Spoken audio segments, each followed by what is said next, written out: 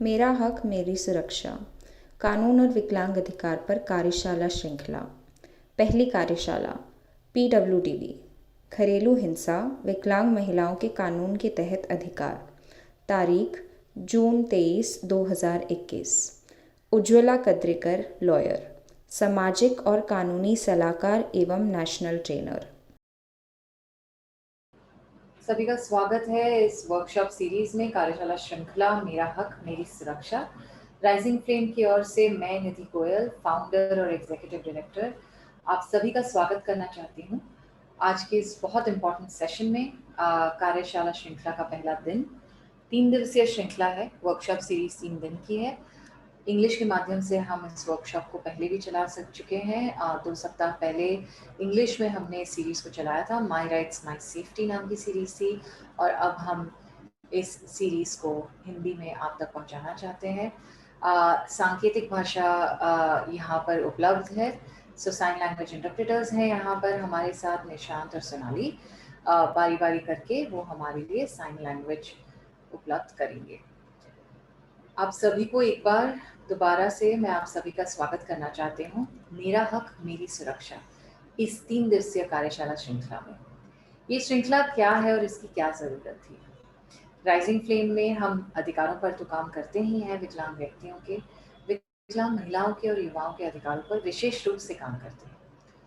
अधिकार हमारे पास कई हैं, हक हमारे पास कई हैं, कानून हमें सुरक्षित रखना चाहता है, पर क्या हमारी रोजमर्रा की जिंदगी में हम हिंसा को पहचान पाते हैं?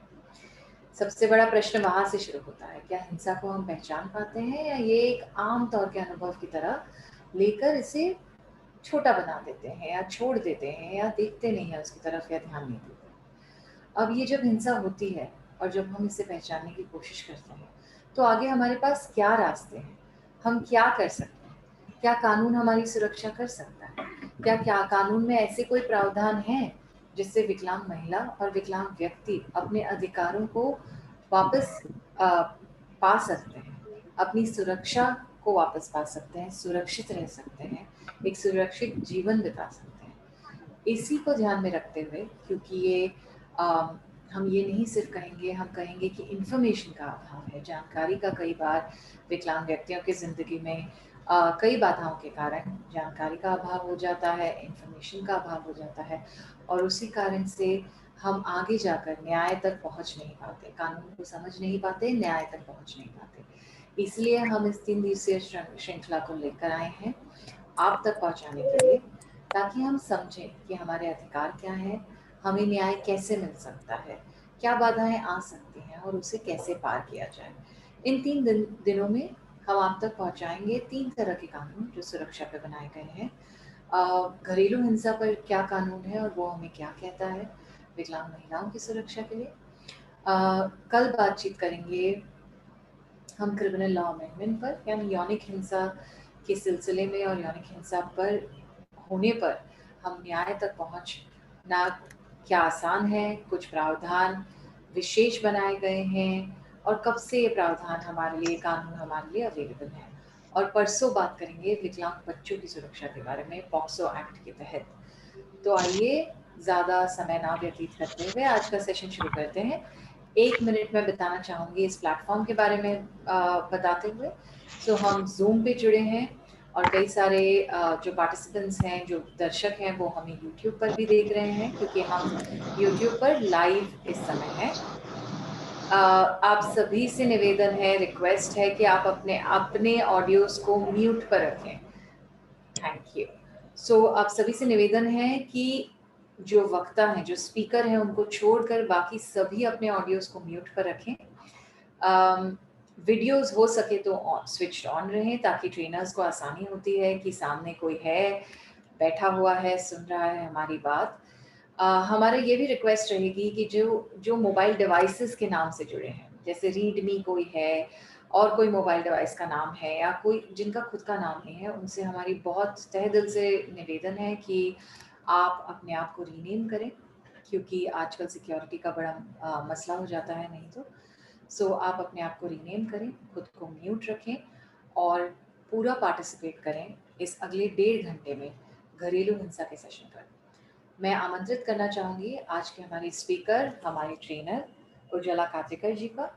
बहुत बहुत धन्यवाद उज्ज्वला, आपने हमें यहाँ पर ज्वाइन किया और इस कार्यशाला श्रृंखला की शुरुआत आपसे हो रही है घरेलू हिंसा के लॉ को लेकर, कानून को लेकर, और उस पर क्या प्रावधान है और हम किस तरह से न्याय तक पहुँच सकते हैं। उज्ज्वला, आपको मैं हैंड ओवर करूंगी 1 मिनट सिर्फ आपका परिचय देकर।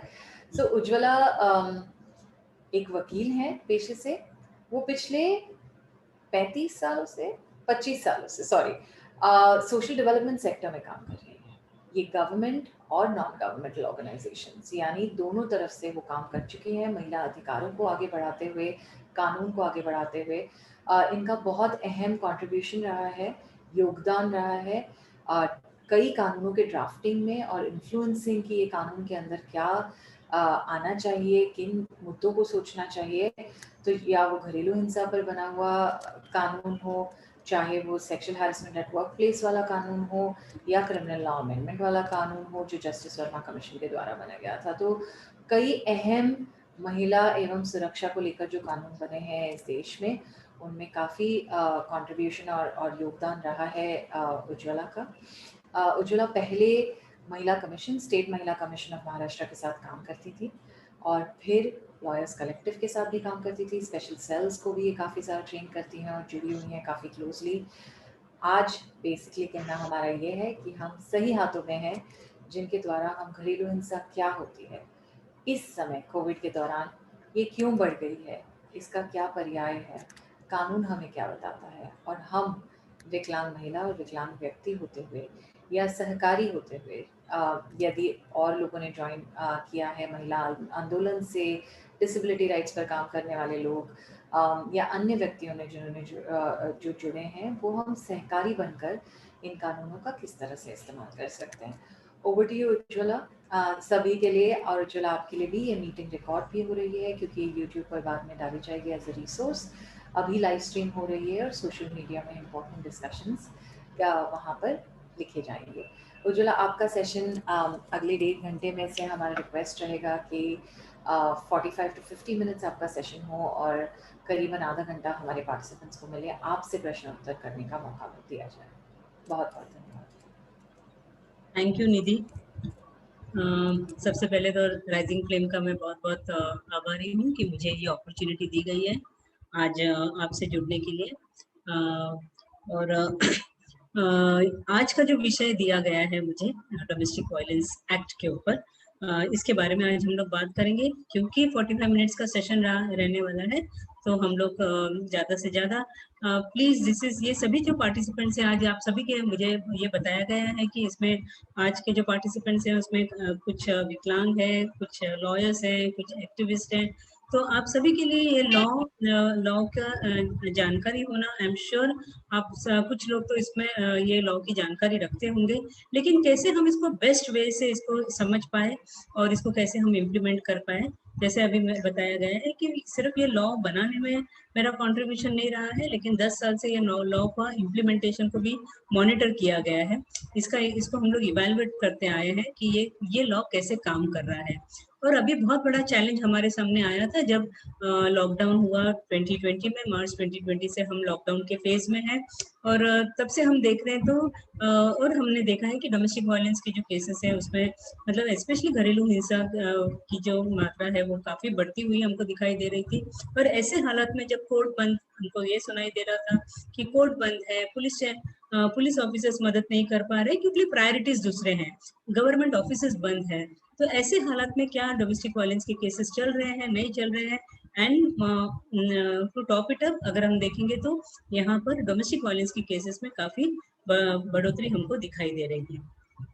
तो आज हम लोग ये कॉन्टेक्स्ट में डीवी एक्ट को या डोमेस्टिक वायलेंस घरेलू हिंसा के कानून को हम जानने की कोशिश करेंगे। तो सवाल है तो please make a note of it, chat box में भी आप अपने सवाल पूछ सकते हैं और हम लोग at the end of my session हम लोग ये सवाल लेंगे। तो सबसे पहले तो just allow me to share my screen.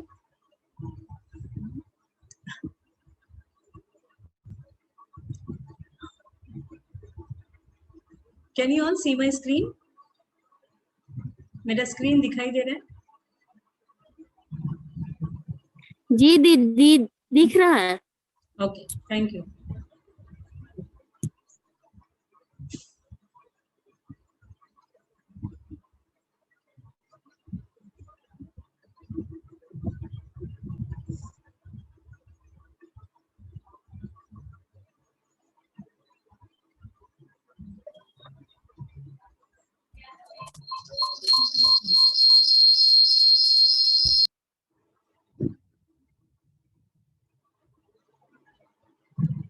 एक मिनट, मैं इसको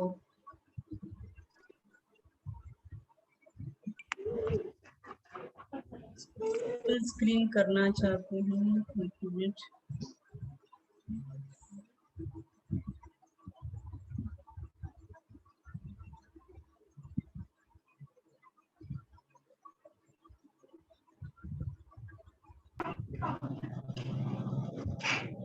इसको फुल स्क्रीन ये क्यों नहीं हो रहा है? वो जूम के बटन के बाजू वाला बटन आप प्रेस करोगे तो वो फुल स्क्रीन हो जाएगा। कौन से बटन के बाद? जो जूम इन जूम आउट का बटन है ना, नीचे नीचे, हाँ वहीं पे राइट कॉर्नर पे माइनस साइन के बाजू जो बटन है वो प्रेस करोगे तो वो फुल स्क्रीन हो जाएगा।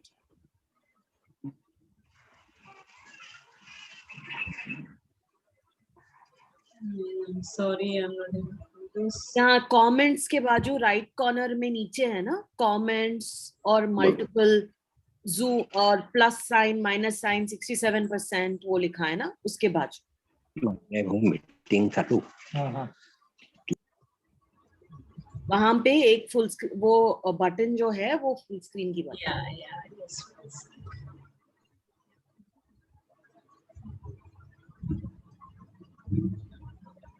just one sec. I'm sorry for this. Usually do it. Anyway, मेरा स्क्रीन तो दिखाई दे रहा है सभी को? Yes yes.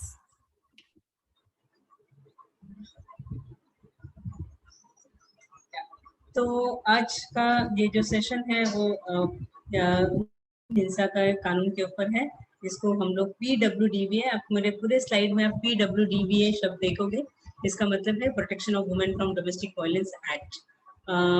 सबसे पहले हम लोग थोड़ा देखेंगे कि हमारा संविधान क्या कहता है। संविधान में जो हमारे जो हक, जिसको हम कहते हैं फंडामेंटल राइट्स, हमारे जो मूलभूत अधिकार है वो सबके लिए है, हमारे देश के सभी नागरिक के लिए ये संविधान, यह अधिकार है।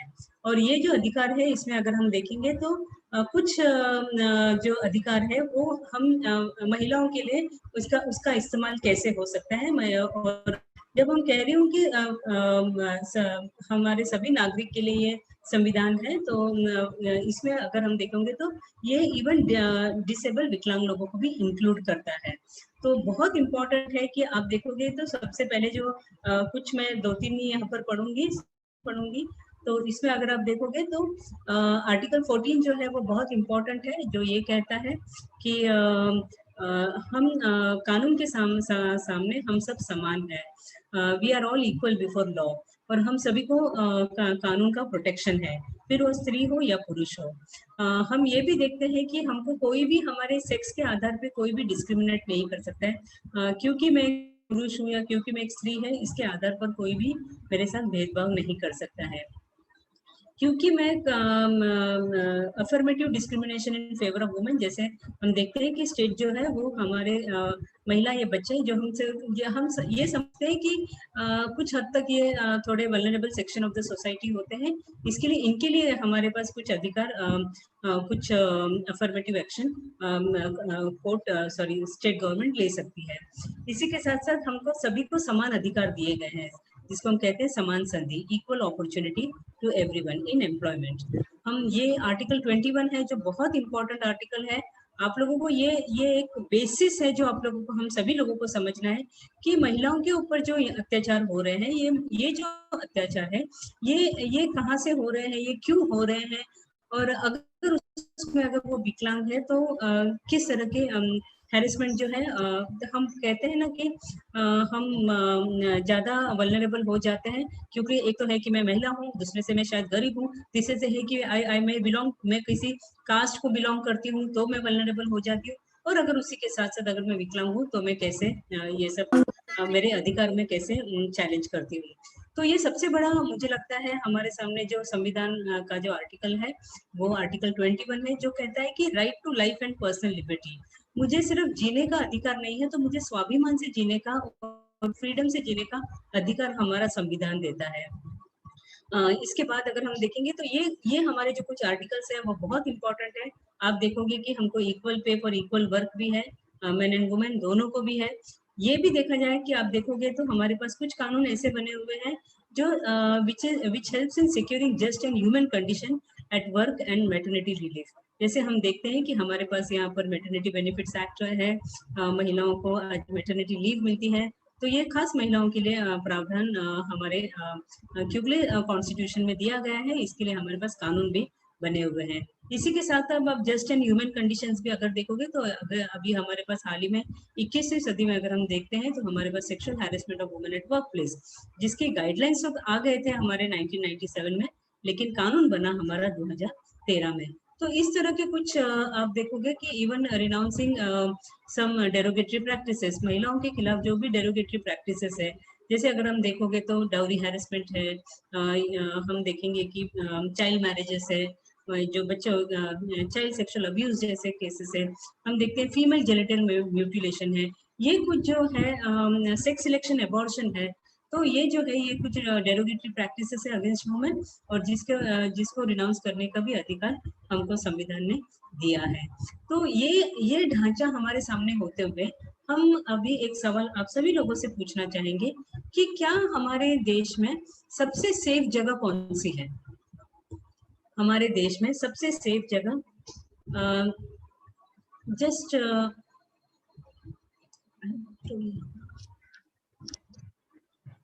हमारा खुद का घर। हमारा खुद का घर, very good. Okay, anybody else?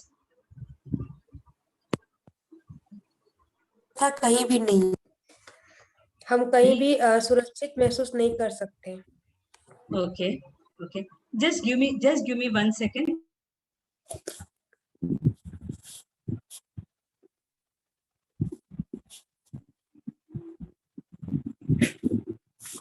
हम अपने आप में सुरक्षित है कि नहीं इसका भी हमेशा डर।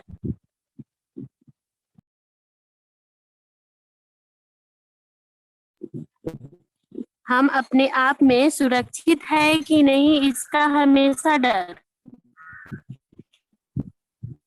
हाँ, 1 मिनट रीमा जी, उज्ज्वला जी वापस आ रही है।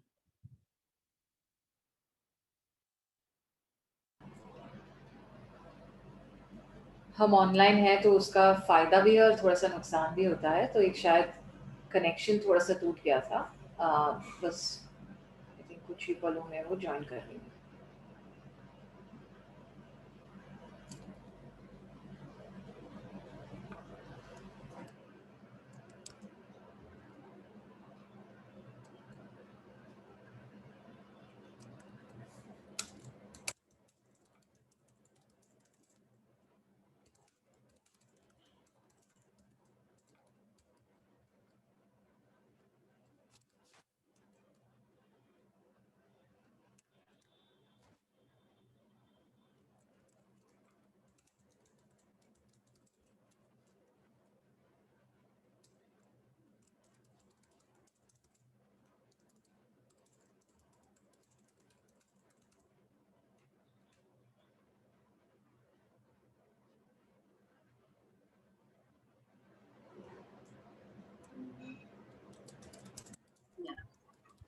Yeah, I was just trying to make this full screen.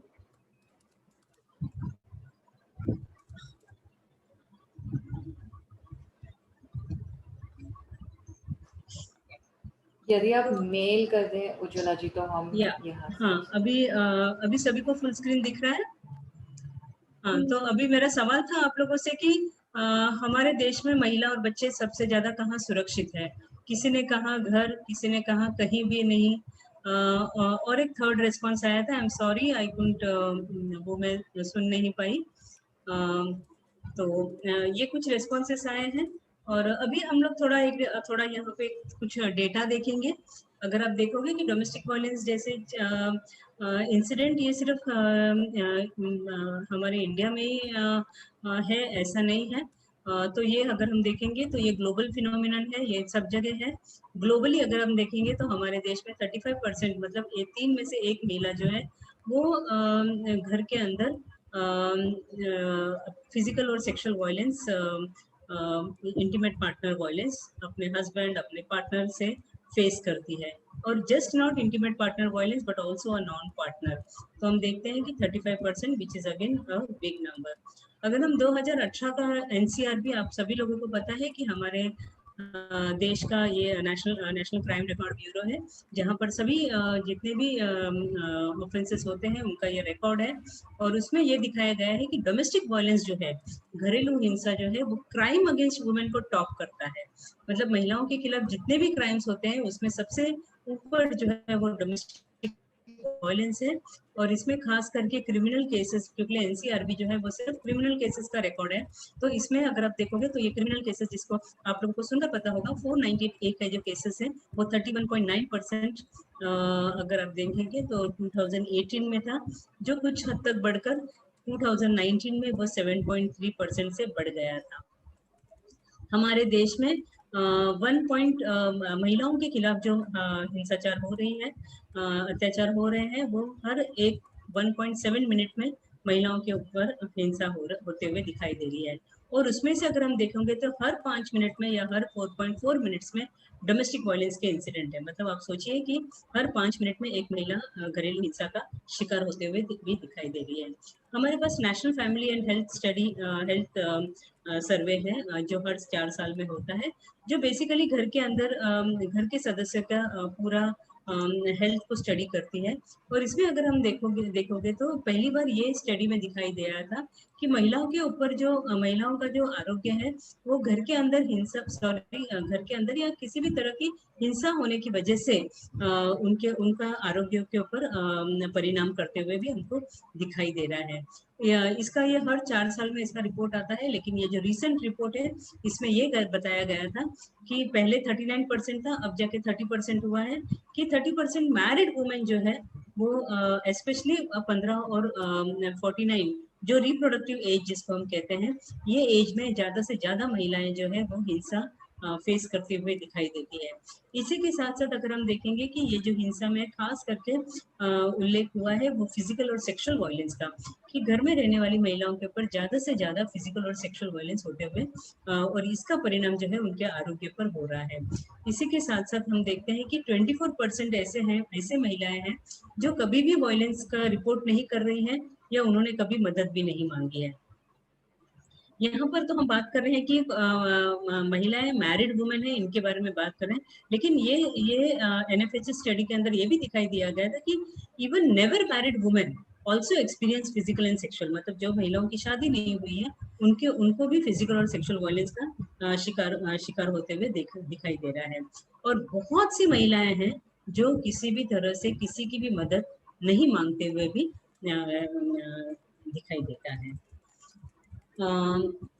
ये अगर हम देखेंगे तो ये जैसे मैंने कहा है कि 2019 के अंदर 30.9 मतलब ऑलमोस्ट 31% सेम 2018 की cruelty bye husband and his relatives, ये केसेस में ज्यादा थे। इसी के साथ साथ अभी क्योंकि आज हम लोग घरेलू हिंसा के बारे में बात कर रहे हैं, लेकिन आप देखोगे तो किस तरह की हिंसा महिलाएं फेस करते हुए दिखते हैं। एक तो है असॉल्ट ऑन वुमेन, जैसे जिसको हम लोग कहते हैं कि मोलेस्टेशन, ईव टीजिंग, ये सब जो केसेस है ये इसके अंदर आ जाते हैं। Intent to outreach her modesty, kidnapping और एब्डक्शन ऑफ वुमेन, मतलब आज भी आप कल ही एक बॉम्बे हाई कोर्ट का एक अच्छा जजमेंट आया हुआ था, इसमें किडनैपिंग और एब्डक्शन 16 साल की लड़की का, ऑफ कोर्स पॉक्सो का केस, वो पॉक्सो का भी केस था। तो इसमें भी आप देखोगे तो कितने केसेस हैं। और अभी आप देखोगे कि ये क्राइम रेट हमारा कैसा है। डोमेस्टिक वायलेंस क्या है ये आप सभी लोगों को पता होगा कि डोमेस्टिक वायलेंस एक्चुअली हम लोग समय कम है तो हम लोग इंटरैक्टिव तो नहीं कर पाएंगे, लेकिन हम देखेंगे कि ये स्पेशली लॉकडाउन के तहत ये जो पेंडेमिक पेंडेमिक जैसी स्थिति में आज हम रह रहे हैं, तो डोमेस्टिक वायलेंस जो है ये एक शैडो पेंडेमिक की तरह उभर कर आया है कि पेंडेमिक तो है, सभी के आरोग्य इसमें अफेक्ट हुए हैं, main and women equally, even children for that matter. लेकिन अगर हम देखेंगे कि डोमेस्टिक वायलेंस को भी एक कैसे शैडो पेंडेमिक की तरह उभर कर आया है, और इसका कारण क्या है, तो हम लोग यही देखते हैं कि एक तो है कि जो सोशल डिस्टेंसिंग का जो नॉर्म बनाया गया था और स्टे एट होम ऑर्डर्स, तो ये उसकी वजह से लोग घर से बाहर नहीं निकल पा रहे थे, और हमने देखा था कि इसकी वजह से डोमेस्टिक वायलेंस के जो केसेस हैं वो काफी बढ़ते हुए हमको दिखाई दे रहे थे। बहुत से केस घरों के अंदर एडिशनल बर्डन ऑन वुमेन, क्योंकि हमने देखा कि वर्क फ्रॉम होम तो चालू हो गया था, स्त्री और पुरुष दोनों भी वर्क फ्रॉम होम कर रहे थे, लेकिन महिलाओं के ऊपर जो है, और भले ही जो महिलाएं हाउसवाइफ है उनके ऊपर भी काम का जो बर्डन है वो काफी बढ़ता हुआ दिखाई दे रहा था, क्योंकि शायद वो जैसे हम देखते हैं कि 24/7 वो घर पर होने घर के अंदर है, तो 24/7 खाना बनाना है, बच्चों की देखभाल करना है, मतलब सब कुछ जो घर के अंदर के जो काम है वो सब कुछ, तो ये बर्डन भी हमको डिसप्रोपोर्शनेटली महिलाओं के ऊपर बढ़ता हुआ दिखाई दे रहा था। हमने ये भी देखा कि जो अब्यूजिव पार्टनर है, स्पेशली जो महिलाएं round the clock violence face कर रही हैं, तो और उसको क्योंकि वो कभी कभी ऐसे मतलब बिफोर लॉकडाउन ऐसे होता था कि पति सिर्फ रात को घर पर आ रहे हैं और फिर अब्यूज कर रहे हैं, लेकिन क्योंकि ये लॉकडाउन की वजह से जब अब्यूजिव पार्टनर पूरे टाइम घर पर है, ऐसे वक्त पर हमने देखा था कि महिलाएं जो है वो ज्यादा से ज्यादा सेक्सुअल हेल्थ, फिजिकल तो था ही, लेकिन उसी के साथ साथ सेक्सुअल हेल्थ भी उनका अफेक्ट होते हुए दिख रहा था। हमने ये भी देखा है कि महिलाओं को एक्सेस नहीं था कॉन्ट्रासेप्टिव्स लाने के लिए, प्रेगनेंसी किट्स नहीं उनको एक्सेस कर पा रहे थे, एबॉर्शन सर्विसेज नहीं एबॉर्ट कर पा रहे थे। इसकी वजह से हम देख रहे थे कि काफ़ी महिलाएं कंसीव करते हुए दिखाई पड़ रही थी, एबॉर्शन सर्विसेज अवेलेबल नहीं हो, so they had to continue with their pregnancy. ये सब जो है ये हमने लॉकडाउन के पीरियड में देखा है। हमने ये भी देखा है कि public health, staying at home is also public health crisis, क्योंकि हम देखते हैं कि 42% मेन आज की तारीख में ये कहते हैं कि beating there wives as per एनएफएच study, मतलब वो जस्टिफाई करते हैं कि महिलाओं को मेरी महिला को मैंने क्यों मारा, या मेरे पत्नी को मैंने क्यों मारा, ये वो जस्टिफाई करते हैं। शायद खाना ठीक से नहीं बनाया है, शायद वो मेरा सुनती नहीं है, शायद वो देर से उठती है, वो जो भी होगा, तो वो जस्टिफाई करते हैं कि मैंने उसको मारा, ये ठीक किया है। हमने ये भी देखा है कि कोविड के टाइम पे 10 सालों में हमने जो केसेस बढ़ते हुए दिखाए, तो ये 10 सालों में इसका केसेस जो है वो काफी 10 साल के कंपैरिजन में अगर हम देखेंगे तो 86% जो है वो महिलाओं ने डोमेस्टिक वायलेंस फेस किया है। और जहाँ पर तो ये हमारे सामने फिगर आया हुआ है। इसी के साथ साथ हमने देखा है कि हमारे पास डीवी एक्ट है, ये जो घरेलू हिंसा का जो है, ये हमारे ऊपर काफी हमारे ये एक्ट के अंदर काफी स्टेक होल्डर्स है जिनके ऊपर कुछ जिम्मेदारी डाली गई है कि आपको ये महिलाएं अगर डोमेस्टिक वायलेंस का शिकार हो रही है तो आपको उनको मदद करनी है, सपोर्ट देना है और उनको जस्टिस के लिए एक्सेस कराना है। ये कुछ केस स्टडीज हमने देखे थे जो हमने लॉकडाउन पीरियड में कुछ महिलाओं आए हमारे सामने टेलीफोनिक, क्योंकि हम सिर्फ टेलीफोनिकली उन तक पहुंच पाते थे। तो ये कुछ केस स्टडीज हैं जिसको हम लोग एंड ऑफ द सेशन हम लोग देखेंगे। अभी हम लोग देखते हैं कि ये जो लॉ है ये क्यों जेंडर स्पेसिफिक है, ये हम लोग देखेंगे। एक तो है जैसे हमने कहा है कि घर के अंदर जो हिंसा होती है वो खास करके महिला और बच्चों के ऊपर होते हुए हमको दिखाई देती है। और डोमेस्टिक वायलेंस या घरेलू हिंसा जो है वो एक मानवीय अधिकार का उल्लंघन है, ऐसा हम मानते हैं। और क्योंकि महिला और चिल्ड्रन जो है वो पहले मुझे लगता है कि वो मानव है, वो एक ह्यूमन बीइंग है, और उसके बाद वो अगर हम देखेंगे कि वो किसी की पत्नी है या माँ है या बहन है, वो जो भी होगी, तो उनके भी अपने खुद के ह्यूमन राइट्स है। और अगर हम कहते हैं कि ह्यूमन राइट्स मतलब क्या है, तो सभी सिर्फ जीने का अधिकार नहीं है, लेकिन आपके खिलाफ कोई भेदभाव नहीं कर सकता है, और आपको जीने का अधिकार ये हमारा संविधान देता है। इसलिए डोमेस्टिक वायलेंस जो है इसको हम लोग मानव अधिकार का उल्लंघन समझते हैं। सीडो ये एक इंटरनेशनल कन्वेंशन है। ये इंटरनेशनल कन्वेंशन के तहत भी ये माना गया है कि महिलाओं का जो ह्यूमन राइट है, सीडो ये रिकॉग्नाइज करता है कि महिलाओं का ह्यूमन राइट है और डोमेस्टिक वायलेंस है ये तो basic right to live with dignity इसका वायलेशन है, ऐसा सीडो इंटरनेशनल कन्वेंशन में भी माना गया है। हमारे यहाँ पर अगर हम देखेंगे तो वायलेंस अगेंस्ट वुमेन को डिफाइन किया गया है। ये भी UN declaration on the elimination of violence against women में डिक्लेयर किया है। और ये आप हमको समझना है कि अगर हमको वायलेंस अगेंस्ट वुमेन या घरेलू हिंसा समझना है तो ये बहुत इम्पोर्टेंट है हम समझे, क्योंकि हम देखेंगे कि हिंसा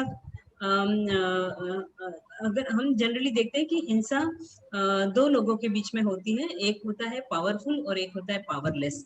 और हमारे देश में जो है वो महिलाएं जो है वो हमारा ये इक्वेशन ये प्रोपोर्शन रहा है कि महिलाएं जो है वो पावरलेस है और जो पावरफुल है वो पावरफुल कब होता है, क्योंकि वो घर के बाहर जाता है, वो कमाता है और वो घर को वो अर्निंग मेंबर है, इसलिए वो पावरफुल हो जाता है। लेकिन महिलाएं हमारे पावरलेस इसलिए होते हैं क्योंकि वो कुछ हद तक इकोनॉमिकली डिपेंडेंट होती है, उसके पास अधिकार कम होते हैं, शायद वो डिसीजन मेकिंग में भाग नहीं ले पाती है और ये कुछ वजह है। इसलिए हम देखते हैं कि हिस्टोरिकली अगर हम इतिहास इसके लिए गवाह है कि हम देखते हैं कि हमारे घर के अंदर अनइक्वल पावर रिलेशन है और जिसकी वजह से महिलाओं के ऊपर हिंसा होते हुए हमको देखते हैं। ये एक बहुत अच्छा एक सोशल मैकेनिज्म है जिसकी वजह से महिलाओं को दबाया जा रहा है। महिलाएं आज सबऑर्डिनेट पोजीशन में है इन कंपेयर टू मैन।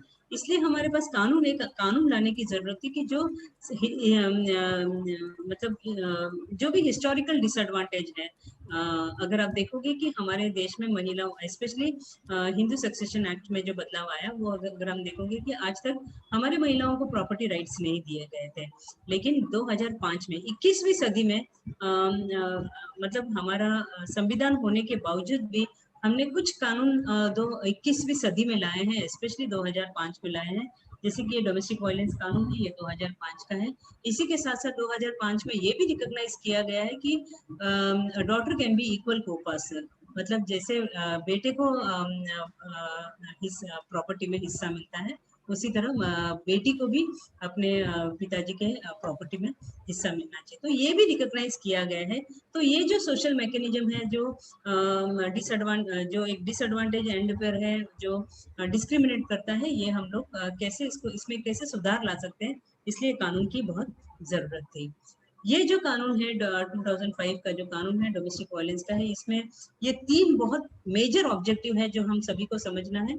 एक तो है कि सभी को, जैसे हमारा संविधान अधिकार है और ये हमको कहता है कि हर एक महिला जो घर के अंदर रहती है उसको अपने घर में हिंसा मुक्त जीवन जीने का अधिकार उसको ये कानून देता है। हर महिला जो घर के अंदर रहती है उसको हिंसा मुक्त जीवन जीने का अधिकार ये कानून देते हैं हर एक महिला को, क्योंकि हमने डोमेस्टिक वायलेंस के केसेस में बहुत देखा हुआ है कि पति के साथ नहीं जमता है, पति उसको घर से बाहर निकाल देता है, बच्चों को पीछे रखता है या बच्चों के साथ उसको घर से बाहर निकाल देता है। कभी कभी हम यही देखते हैं कि महिला जो है वो कितने महीनों से सालों से अपने मायके में रहती है, ये भी नहीं पता होता है कि उसका अधिकार है कि वो ससुराल में रहे। तो शेयर्ड हाउस होल्ड हर एक महिला को उसके घर के अंदर रहने के लिए अधिकार ये कानून देता है। मैं सिर्फ पत्नी की बात नहीं कर रही हूँ, लेकिन हम देखते हैं कि बेटियां शायद जिनकी शादी नहीं हुई है जो इस घर में रह रही हैं, लेकिन भाई है वो रहने नहीं देता है, पिताजी है वो रहने नहीं देते हैं, हैरेसमेंट होता है। ऐसे हालात में हर एक महिला जो किसी भी नाते संबंध में उस घर के अंदर रह रही है, शायद वो किसी की पत्नी है, किसी की माँ है, शायद किसी के बहन है, बेटी है, ऐसे कोई भी नाते संबंध में जब वो रह रही है तो वो उसका शेयर्ड हाउस होल्ड माना जाएगा। और ये कानून आपको अधिकार देता है कि आप तुरंत इसमें रेमेडीज मांग सकते हैं, आप मदद मांग सकते हैं। ये कानून जो है वो सिर्फ मैरिड वुमेन के लिए नहीं है, तो यहाँ पर जो महिला जो है वो फ्रॉडुलेंट मैरिज में शायद किसी की मतलब उस आदमी ने उसको बुला फुसलाकर उसके साथ शादी की है, या उसकी ऑलरेडी पहली शादी हुई है और ये सेकंड मैरिज है उसका, तो ऐसे हालात में कोई भी relationship in the nature of marriage को भी रिकॉग्नाइज किया गया है। और अगर ऐसे हालात में अगर महिला वायलेंस फेस करती है तो उसको भी प्रोटेक्शन ये कानून देता है।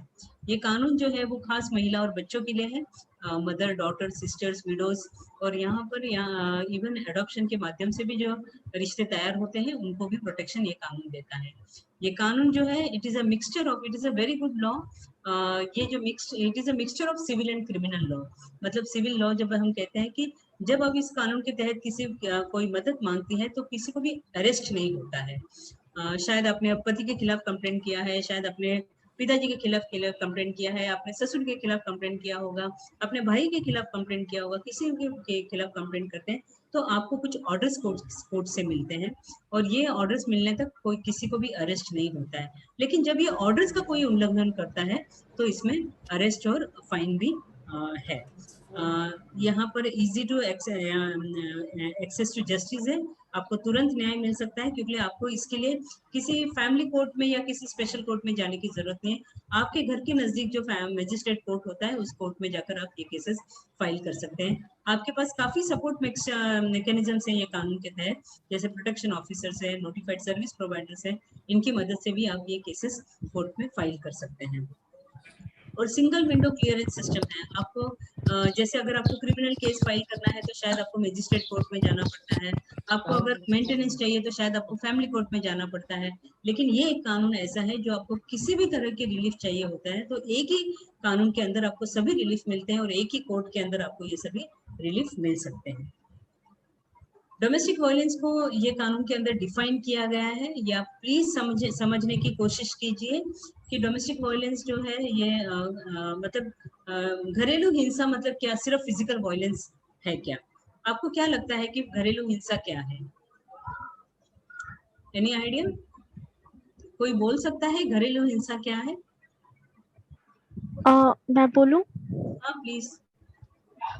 वो हिंसा जो हमारे घर के चार दीवारी के अंदर हमारे ऊपर हो रही है, चाहे वो मानसिक हो, शारीरिक हो या फिर आर्थिक हो, और ये हिंसा कोई भी हमारे फैमिली का मेंबर हम पे कर सकता है।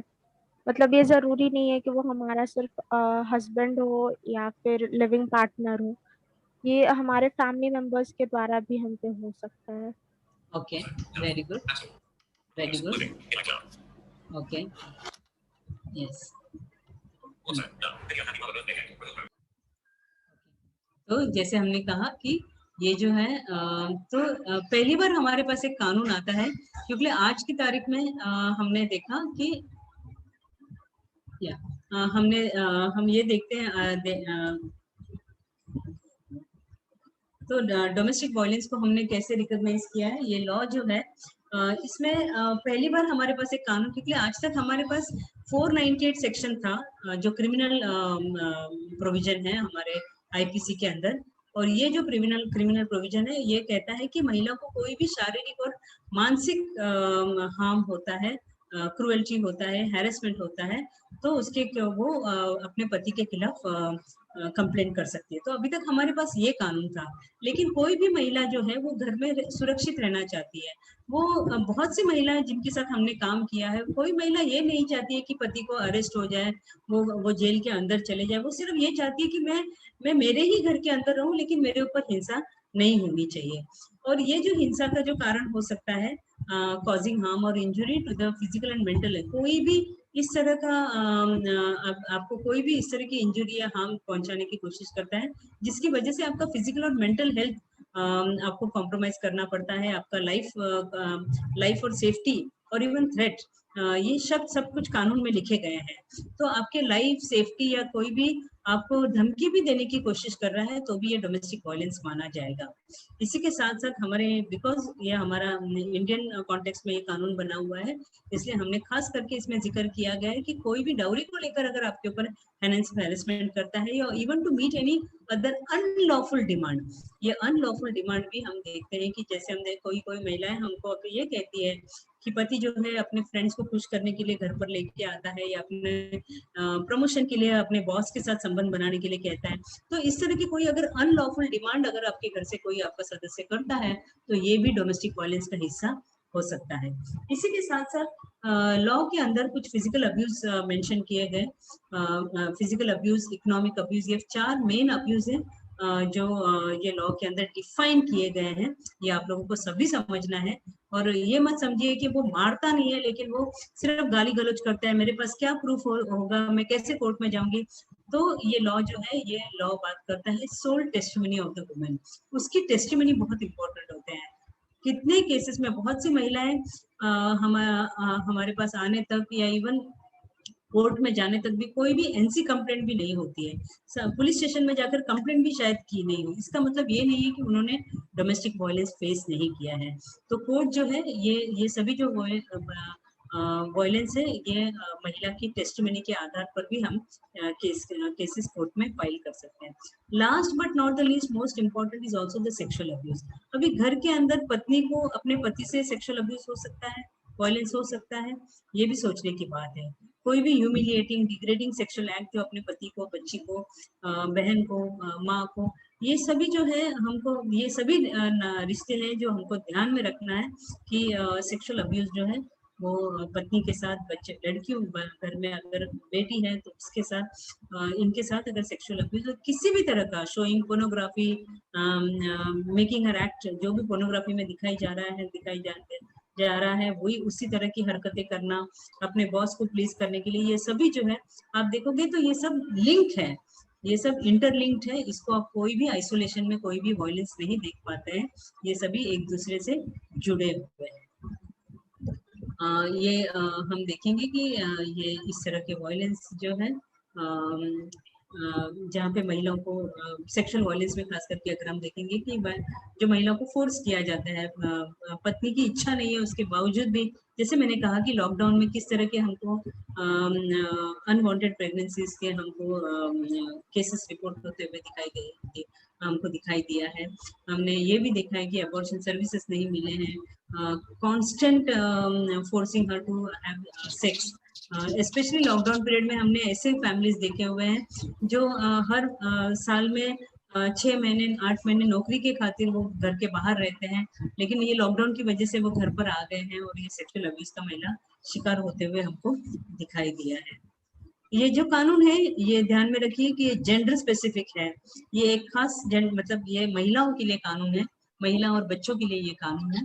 और अगर जब मैं महिलाओं की बात करती हूँ, क्योंकि अभी तक जो हमारे कानून थे 2005 तक के जो कानून थे वो सिर्फ विवाहित महिलाओं के लिए थे, जो महिलाएं जिनकी शादी हो चुकी है सिर्फ उनके लिए थे।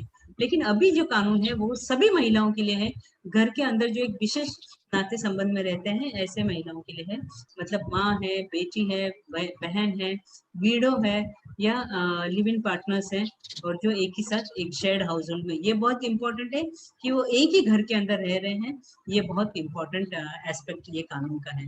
ये कानून जो है बच्चों के लिए भी है, बच्चा भी ये कानून के तहत कंप्लेंट फाइल कर सकता है। स्पेशली गर्ल्स के लिए कोई भी, लड़कियों के लिए कोई भी एज बार नहीं है, लेकिन लड़कों के लिए सिर्फ यहाँ पर 18 साल तक का लड़का अगर वो कोई भी वायलेंस घर के किसी सदस्य से फेस कर रहा है तो वो भी यहाँ पर कंप्लेंट कर सकता है।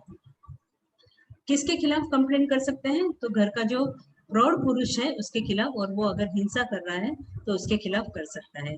इसी के साथ साथ लॉ में ये भी प्रोविजन दिया गया है कि जो भी पति के या उसके पति या पार्टनर के कोई भी रिलेटिव्स हैं, फिर वो रिलेटिव्स मेल या फीमेल दोनों भी हो सकते हैं, इनके भी खिलाफ अगर वो हिंसा कर रहे हैं तो उनके भी खिलाफ आप कंप्लेंट कर सकते हैं।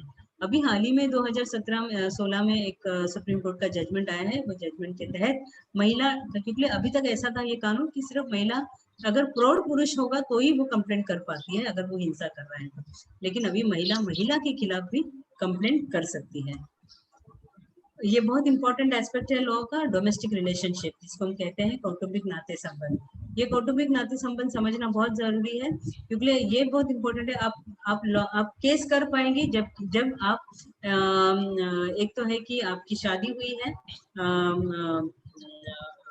जो गैर अर्जदार है उसके साथ आपकी शादी हुई है, जो कॉम्पिटिटर है, रेस्पोंडेंट है, उसके साथ आपकी शादी हुई है, या आपकी शादी जैसे संबंध है, या तीसरा जो है वो कंसैंग्विनिटी मतलब ब्लड रिलेशन, आपका खून का रिश्ता है।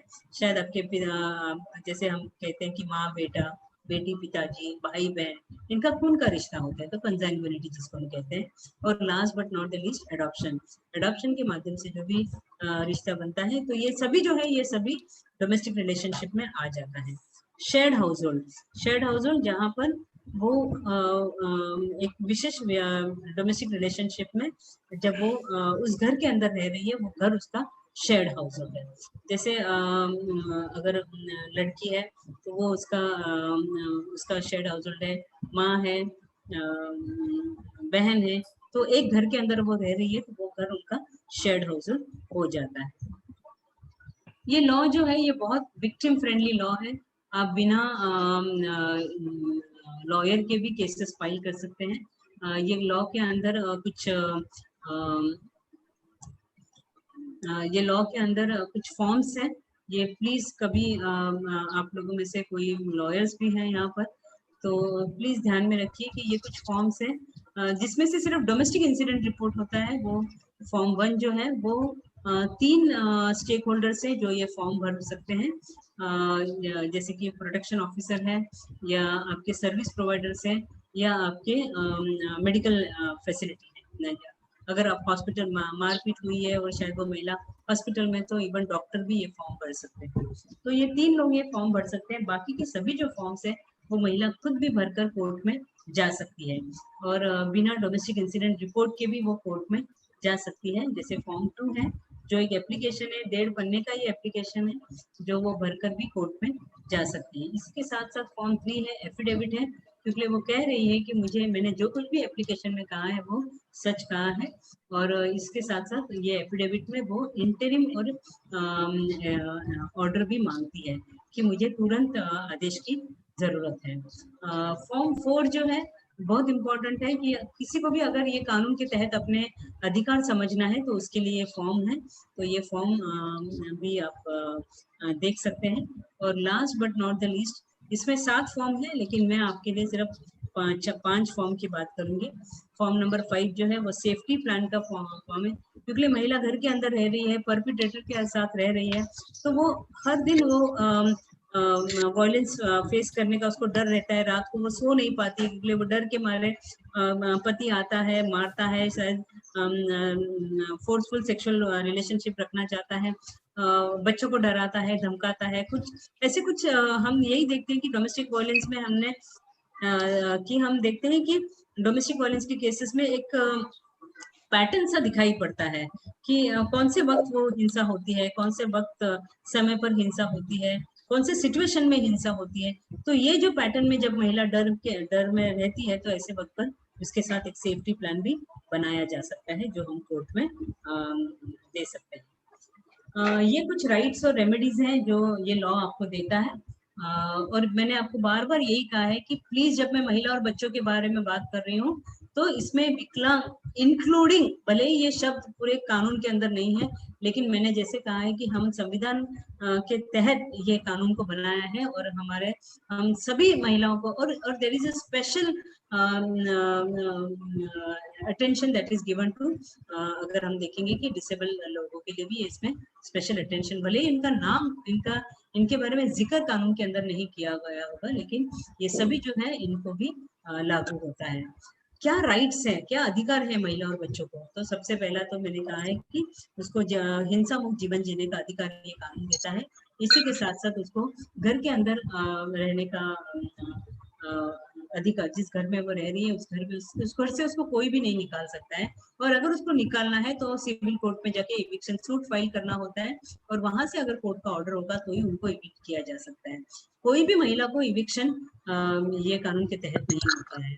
और इसी के साथ साथ उसको रेमेडीज मिलते हैं। कौन से रेमेडीज मिलते हैं उसको? सबसे पहला तो है कानून का नाम ही है protection of women from domestic violence act, तो सबसे पहला उसको जो मिलता है वो protection order, residence order, monetary relief, temporary custody order और कॉम्पनसेशन ऑर्डर। थोड़ा हम लोग देखेंगे कि ये सब ऑर्डर्स क्या है। प्रोटेक्शन ऑर्डर बहुत इंपॉर्टेंट ऑर्डर होता है कि कहीं पर भी महिला जो है, अगर उसको लग रहा है कि जो रेस्पोंडेंट है वो वायलेंस फेस करता है, ये अगर रेस्पोंडेंट वायलेंस कर रहा है, वो कमिट कर रहा है, या किसी की मदद लेके कभी अपने फ्रेंड्स को भेजता है, कभी अपने रिश्तेदारों को भेजता है, वो कहता है कि मैंने तो कुछ नहीं बोला, मुझे पता नहीं है। अपने भाई को भेज सकता है, अपने फ्रेंड्स को भेज सकता है डोमेस्टिक वायलेंस कमिट करने के लिए। कभी हमने बहुत से केसेस में देखे हैं कि जो रेस्पोंडेंट है, जो परपिट्रेटर है, वो महिला के वर्क प्लेस पे जाता है, वहां पर उसको ह्यूमिलिएट करता है।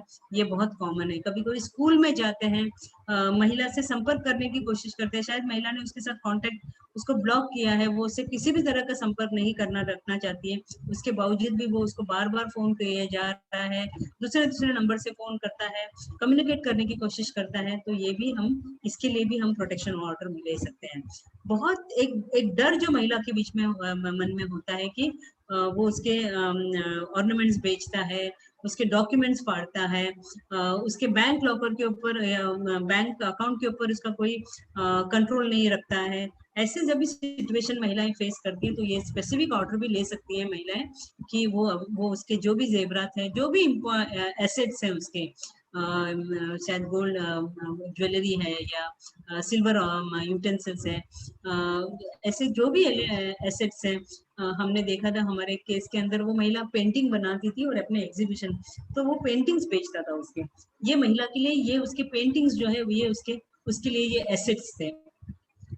बैंक लॉकर जो है, मतलब हमारी जो देश की जो महिलाएं हैं, इट इज वेरी अनफॉर्चुनेट, लेकिन वो ये कोई भी जानकारी नहीं रखती हैं बैंक अकाउंट्स के, उसके जो आजकल तो ऑनलाइन का हो गया है, सुविधा हो गई है, तो महिलाएं जो है वो ऑपरेट नहीं कर पाती है, सारे जो हक है वो अपने पति से बांट लेती है, फिर वो बैंक के यूजर आईडी हो, पासवर्ड हो, ये सभी जो है, तो पता भी नहीं चलता है कि कितने पैसे हैं अकाउंट में और कितने निकाले गए हैं। श्रीधन बहुत इंपॉर्टेंट है कि इवन श्रीधन को भी अगर उसको डर है कि उसका श्रीधन जो है वो बेचा जा रहा है या गायब किया गया जा रहा है, तो इसके खिलाफ भी वो प्रोटेक्शन ऑर्डर ले सकती है। कभी कभी धमकी दी जाती है कि तेरे पिताजी को मार दूंगा या तेरे भाई बहनों को मार दूंगा, बच्चों को मारूंगा, ऐसे भी अगर है तो इनके लिए भी आप प्रोटेक्शन ये कानून के तहत ले सकती हैं। रेसिडेंस ऑर्डर बहुत इंपॉर्टेंट ऑर्डर है, क्योंकि ये दो ऑर्डर का किसी भी कानून में जिक्र नहीं था, जो ये बहुत इंपॉर्टेंट ये दो ऑर्डर्स हैं। सबसे पहला है, अगर महिला को डर है कि उसको घर से बाहर निकाल दिया जाएगा, तो उसके लिए भी वो रेसिडेंस ऑर्डर ले सकती है। इसी के साथ साथ शायद उसको पहले से ही घर से बाहर निकाल दिया गया है और उसके बाद उसको ये कानून की जानकारी मिली है, तो अगर वो ऑलरेडी डिस्पोजेस्ड है, तो उसको वापस से रिस्टोर करने की अधिकार ये कानून देता है। टेम्पररी कस्टडी, या ये जो है, ये आपको किसी भी तरह का परमानेंट कस्टडी नहीं मिलता है बच्चों का। अगर महिला घर से बाहर है और वो बच्चे पीछे पति ने छोड़े नहीं है, तो ऐसे हालत में वो बच्चों की कस्टडी ले सकती है, लेकिन ये टेम्पररी नेचर होता है। अगर परमानेंट कस्टडी चाहिए तो उसके लिए आपको फैमिली कोर्ट में जाना होता है। कस्टडी ऑर्डर देते समय कोर्ट क्या ध्यान में रखता है कि बेस्ट इंटरेस्ट, बच्चे का वेलफेयर और इंटरेस्ट क्या है, ये ध्यान में रखते हुए कस्टडी ऑर्डर दी जाती है।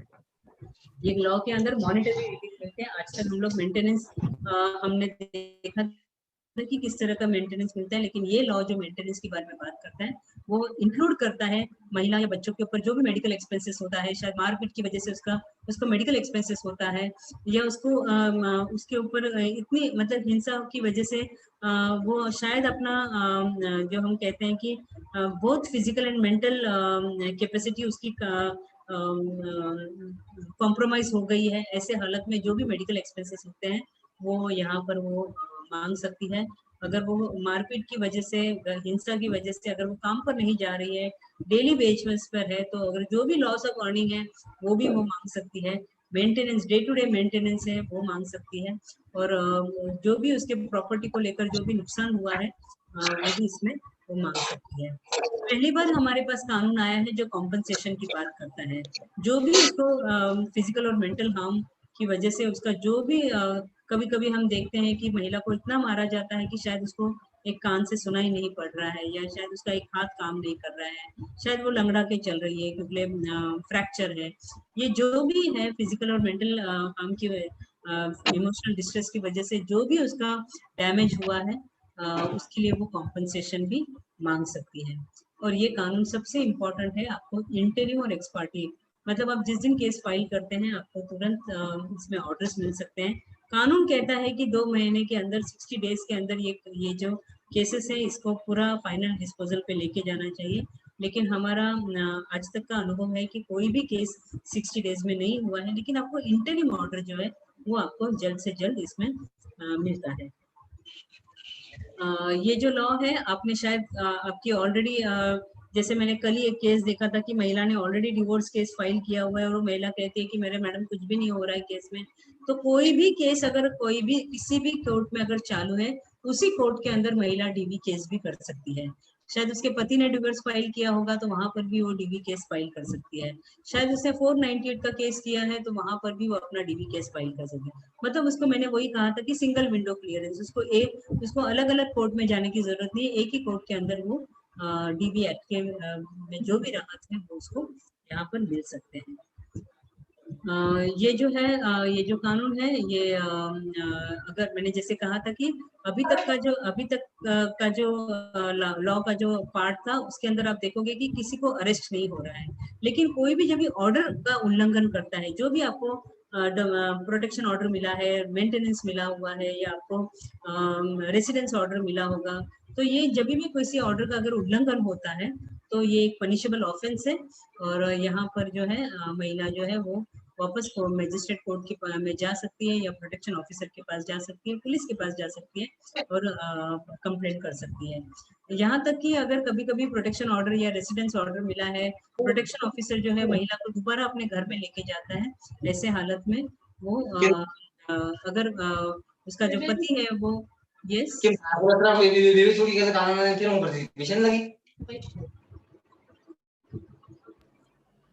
हम रिक्वेस्ट करेंगे सभी पार्टिसिपेंट्स से कि प्लीज़ थोड़ा सा ध्यान रखें, खुद को म्यूट पर रखें। एडमिन्स को भी रिक्वेस्ट करेंगे कि प्लीज़ आपने जिस तरह से अभी म्यूट किया है थोड़ा और ध्यान रखें। Sorry Ujjwala for the interruption. Thank you निधि।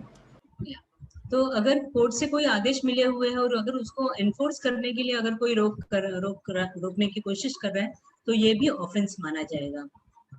यहाँ पर कि जहाँ पर डीवी का केस चालू है और महिला को वापस से मारा पीटा जा रहा है या कोर्ट के नजर में आ रहा है कि महिला के साथ इतनी हिंसा हुई है, तो वो पुलिस को आदेश भी दे सकते हैं कि 498 के तहत एफआईआर भी करने के आदेश वो पुलिस को दे सकती है। ये जो गुनाह है ये गुनाह नॉन बेलेबल और कॉग्निजेबल है। अगर आप पुलिस के पास जाते हैं तो पुलिस को तुरंत मतलब कोई भी आदेश का अगर उल्लंघन होता है तो इसको ऑफेंस माना जाएगा और पुलिस को इसमें एफआईआर लेना होता है सेक्शन 31 के तहत। और इसमें ये जो है ये इसमें बेल नहीं मिल सकती और ये कॉग्निजेबल ऑफेंस है।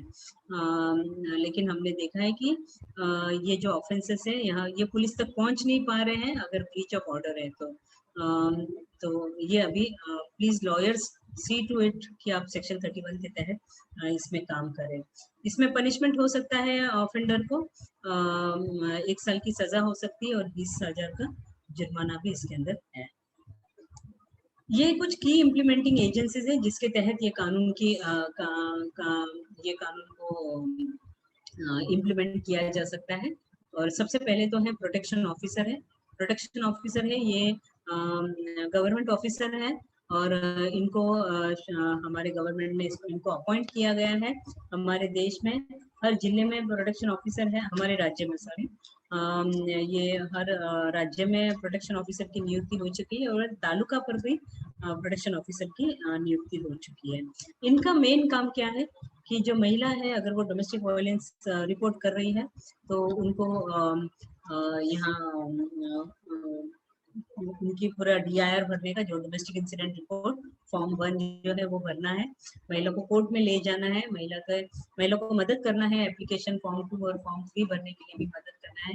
ये प्रोटेक्शन ऑफिसर ये सेफ्टी प्लान भी भरते हैं और ये सारे जो दस्तावेज जो है वो महिला को लेकर कोर्ट के अंदर वो सबमिट करते हैं, ये उनका काम। यहाँ तक कि कभी कभी कोर्ट जो है उनको होम विजिट के भी आते हैं, वो होम विजिट करके का स्टैंडर्ड ऑफ लिविंग क्या है, हिंसा प्रवृत्ति क्या है, क्या पैरामीटर से नेबर से बात सर्विस से ये नाव के अंदर पहली बार हमारे पास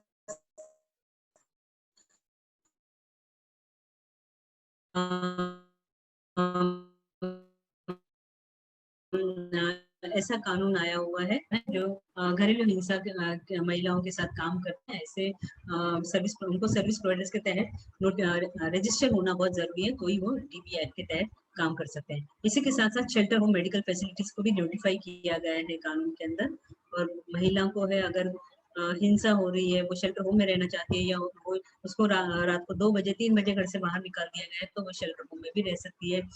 हिंसा की वजह से वो हॉस्पिटल जा रही है तो मेडिकल फैसिलिटी उनको DIR नहीं है, इसलिए मेडिकल ट्रीटमेंट डिनाई नहीं कर सकते हैं, उनको मेडिकल ट्रीटमेंट देकर वो प्रोटेक्शन ऑफिसर के पास भी भेज सकते हैं। काउंसलर्स की नियुक्ति मतलब लिस्ट बनाई गई है, कौन से काउंसलर्स हैं जो महिला को मदद कर सकते हैं, और ये जो है वो बहुत से केसेस में मजिस्ट्रेट डायरेक्ट करते हैं पार्टीज को काउंसलर्स के पास।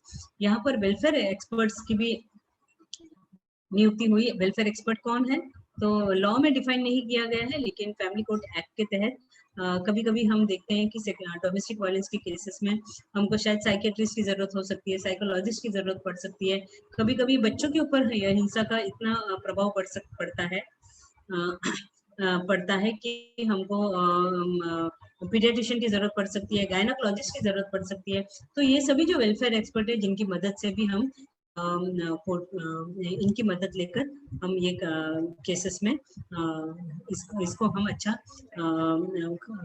कभी कभी मैजिस्ट्रेट इन लोगों की मदद लेते हैं।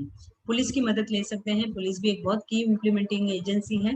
आज अभी तक भी ये कानून को 16 साल हो गए हैं, लेकिन ये 16 साल में अभी भी प्रोटेक्शन ऑफिसर जो है ये अभी भी विजिबल नहीं है। इसलिए महिला के साथ अगर हिंसा होती है तो बहुत सी महिलाएं आज की तारीख में भी पुलिस स्टेशन जाती हैं, तो पुलिस जो है उनका काम है कि वो डेली डायरी एंट्री करें, NC करें, और ये NC के कॉपी के साथ वो महिला को प्रोटेक्शन ऑफिसर के पास भी भेज सकते हैं। मैंने जैसे कहा कि ये कानून में महिला खुद अपने आप को रिप्रेजेंट कर सकती है, लेकिन अगर शायद उसको लॉयर की जरूरत है तो लीगल सर्विसेज अथॉरिटीज के तहत आपको फ्री लीगल एड भी ये कानून में मिल सकता है।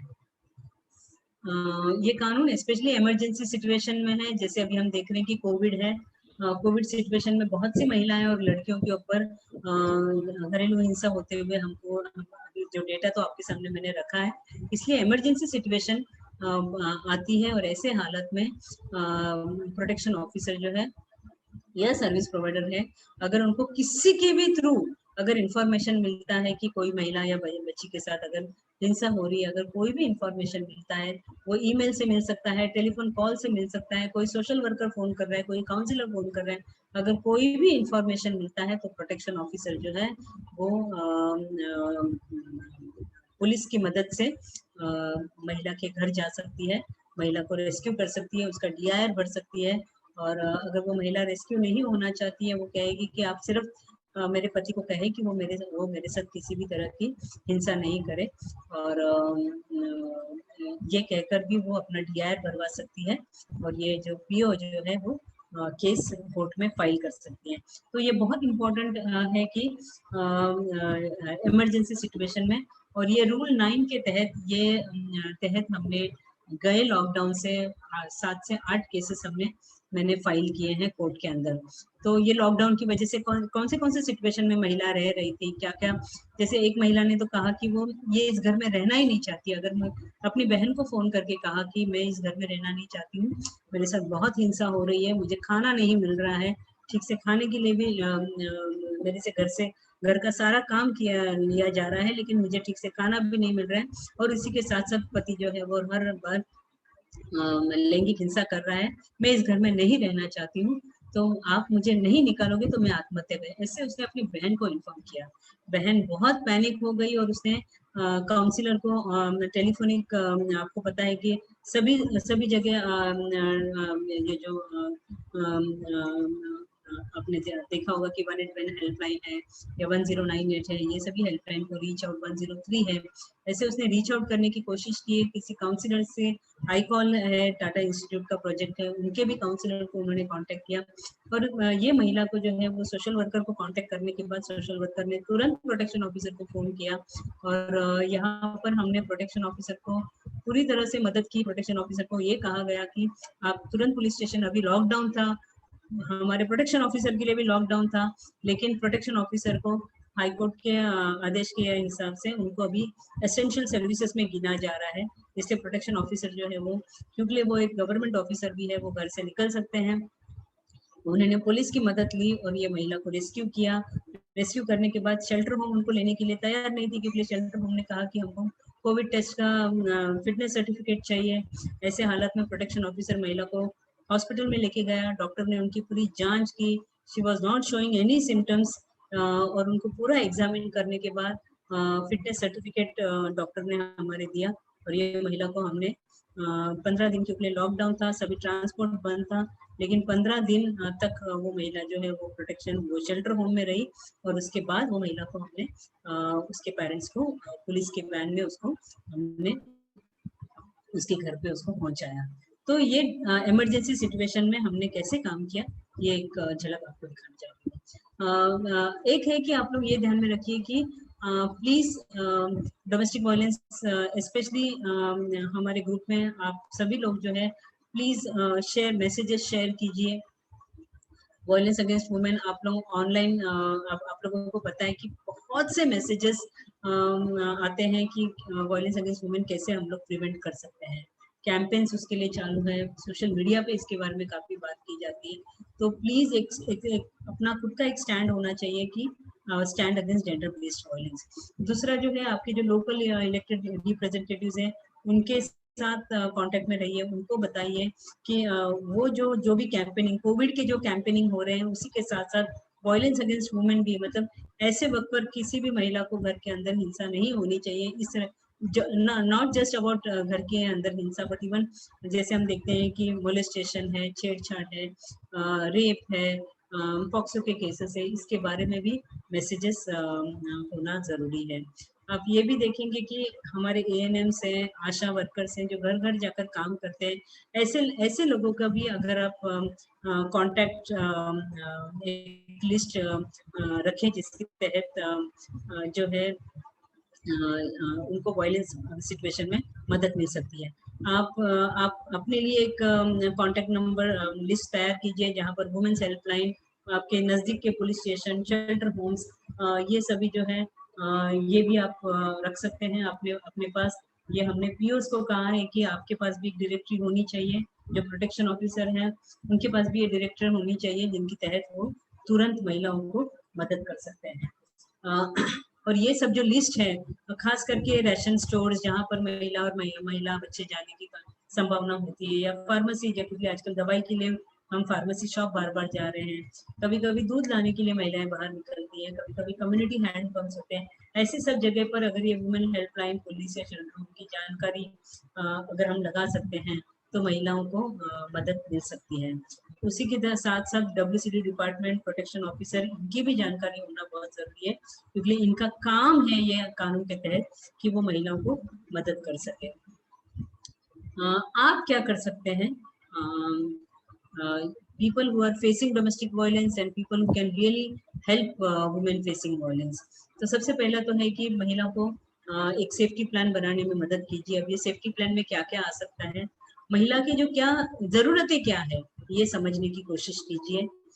जैसे मैंने कहा है कि updated list of support services and service providers, ये एक लिस्ट होना बहुत जरूरी है। इसी के साथ साथ देखिए, आपको कोर्ट में जाना है नहीं जाना है, ये मत आप ये मत समझिए कि अभी लॉकडाउन है तो कोर्ट बंद है। कोर्ट बंद नहीं है, कोर्ट 2 बजे तक चालू है। और हम लोगों ने खुद, मैंने जैसे कहा है कि 8 से 9 केसेस मैंने ये लॉकडाउन पीरियड में फाइल किए हैं। तो आपका अगर डोमेस्टिक इंसिडेंट बना भर कर भी अगर आप रखोगे, लेकिन लॉकडाउन में आप जा नहीं पा रहे हो या नहीं जाना चाहते हो तो कोई बात नहीं, लेकिन लॉकडाउन खुलने के बाद भी आप लोग ये डोमेस्टिक इंसिडेंट रिपोर्ट जो लॉकडाउन के समय पे बनाया हुआ है उसका भी आप आधार ले सकते हैं, उसके बाद ये केसेस फाइल कर सकते हैं। आप हेल्थ फैसिलिटीज जो है उनके साथ लिंकेजेस बना के रखिए, क्योंकि आपको ट्रीटमेंट की जरूरत है, केयर, क्योंकि आप देख रहे हो कि ये लॉकडाउन में सिर्फ हम फिजिकल हेल्थ की बात नहीं कर रहे हैं, लेकिन बहुत स्त्री पुरुष दोनों के इवन मेंटल हेल्थ को भी काफी चैलेंजेस हमने फेस करते हुए देखा है। तो बॉडीली इंजरीज के साथ आपका मेंटल हेल्थ भी अगर अफेक्ट हो रहा है तो please get yourself connected with hospital settings. अभी हमारे पास वन स्टॉप सेंटर्स हैं, सब जगह वन स्टॉप सेंटर हैं। जो काउंसलिंग और साइको सोशल सपोर्ट प्रोवाइड करता है। तो प्लीज इनकी जानकारी रखिए। अगर महिला के साथ बहुत हिंसा हुई है तो एफआईआर, क्योंकि क्रिमिनल केस हो जाता है, तो एफआईआर पुलिस स्टेशन में जाकर एफआईआर भी वो करा सकते हैं। अगर महिला नहीं रहना चाहती है, वो अपने पेरेंट्स के घर पे रहना चाहती है, तो आप उनकी मदद कर सकते हैं, क्योंकि आप ध्यान में रखिए police station, protection officer, WCD department, women and child development department, ये सभी डिपार्टमेंट इनका खुद का वही व्हीकल होता है जो आपको सेफ प्लेस तक पहुंचा सकता है। अगर बहुत इमरजेंसी सिचुएशन है तो प्रोटेक्शन ऑफिसर की मदद से आप इंजंक्शन ऑर्डर भी ले सकते हैं। महिला को आप सेफ्टी प्लान बनाने में कैसे मदद कर सकते हैं, तो बहुत इंपॉर्टेंट है कि हर एक महिला की हिंसा हो रही है, लेकिन उसके बावजूद भी उसके खुद के कुछ स्ट्रेंथ होते हैं, सपोर्ट सिस्टम होता है। ऐसे आधार पर अगर मेरे साथ अगर हिंसा हो रही है तो मैं सबसे पहले किसकी मदद मांगूंगी? क्या मेरे माता पिता की मांगूंगी? क्या मेरे भाई बहन की मांगूंगी? मेरे फ्रेंड्स की मांगूंगी? तो क्या स्ट्रेंथ है उसकी, क्या सपोर्ट सिस्टम है, वो प्लीज एक महिला को पहले उसके ऊपर फोकस करने के लिए कहिए कि वो ऐसे हालत में वो किसकी मदद ले सकती है। ये जो लोग हो सकते हैं, ये शायद उनको सपोर्ट प्रोवाइड कर सकते हैं।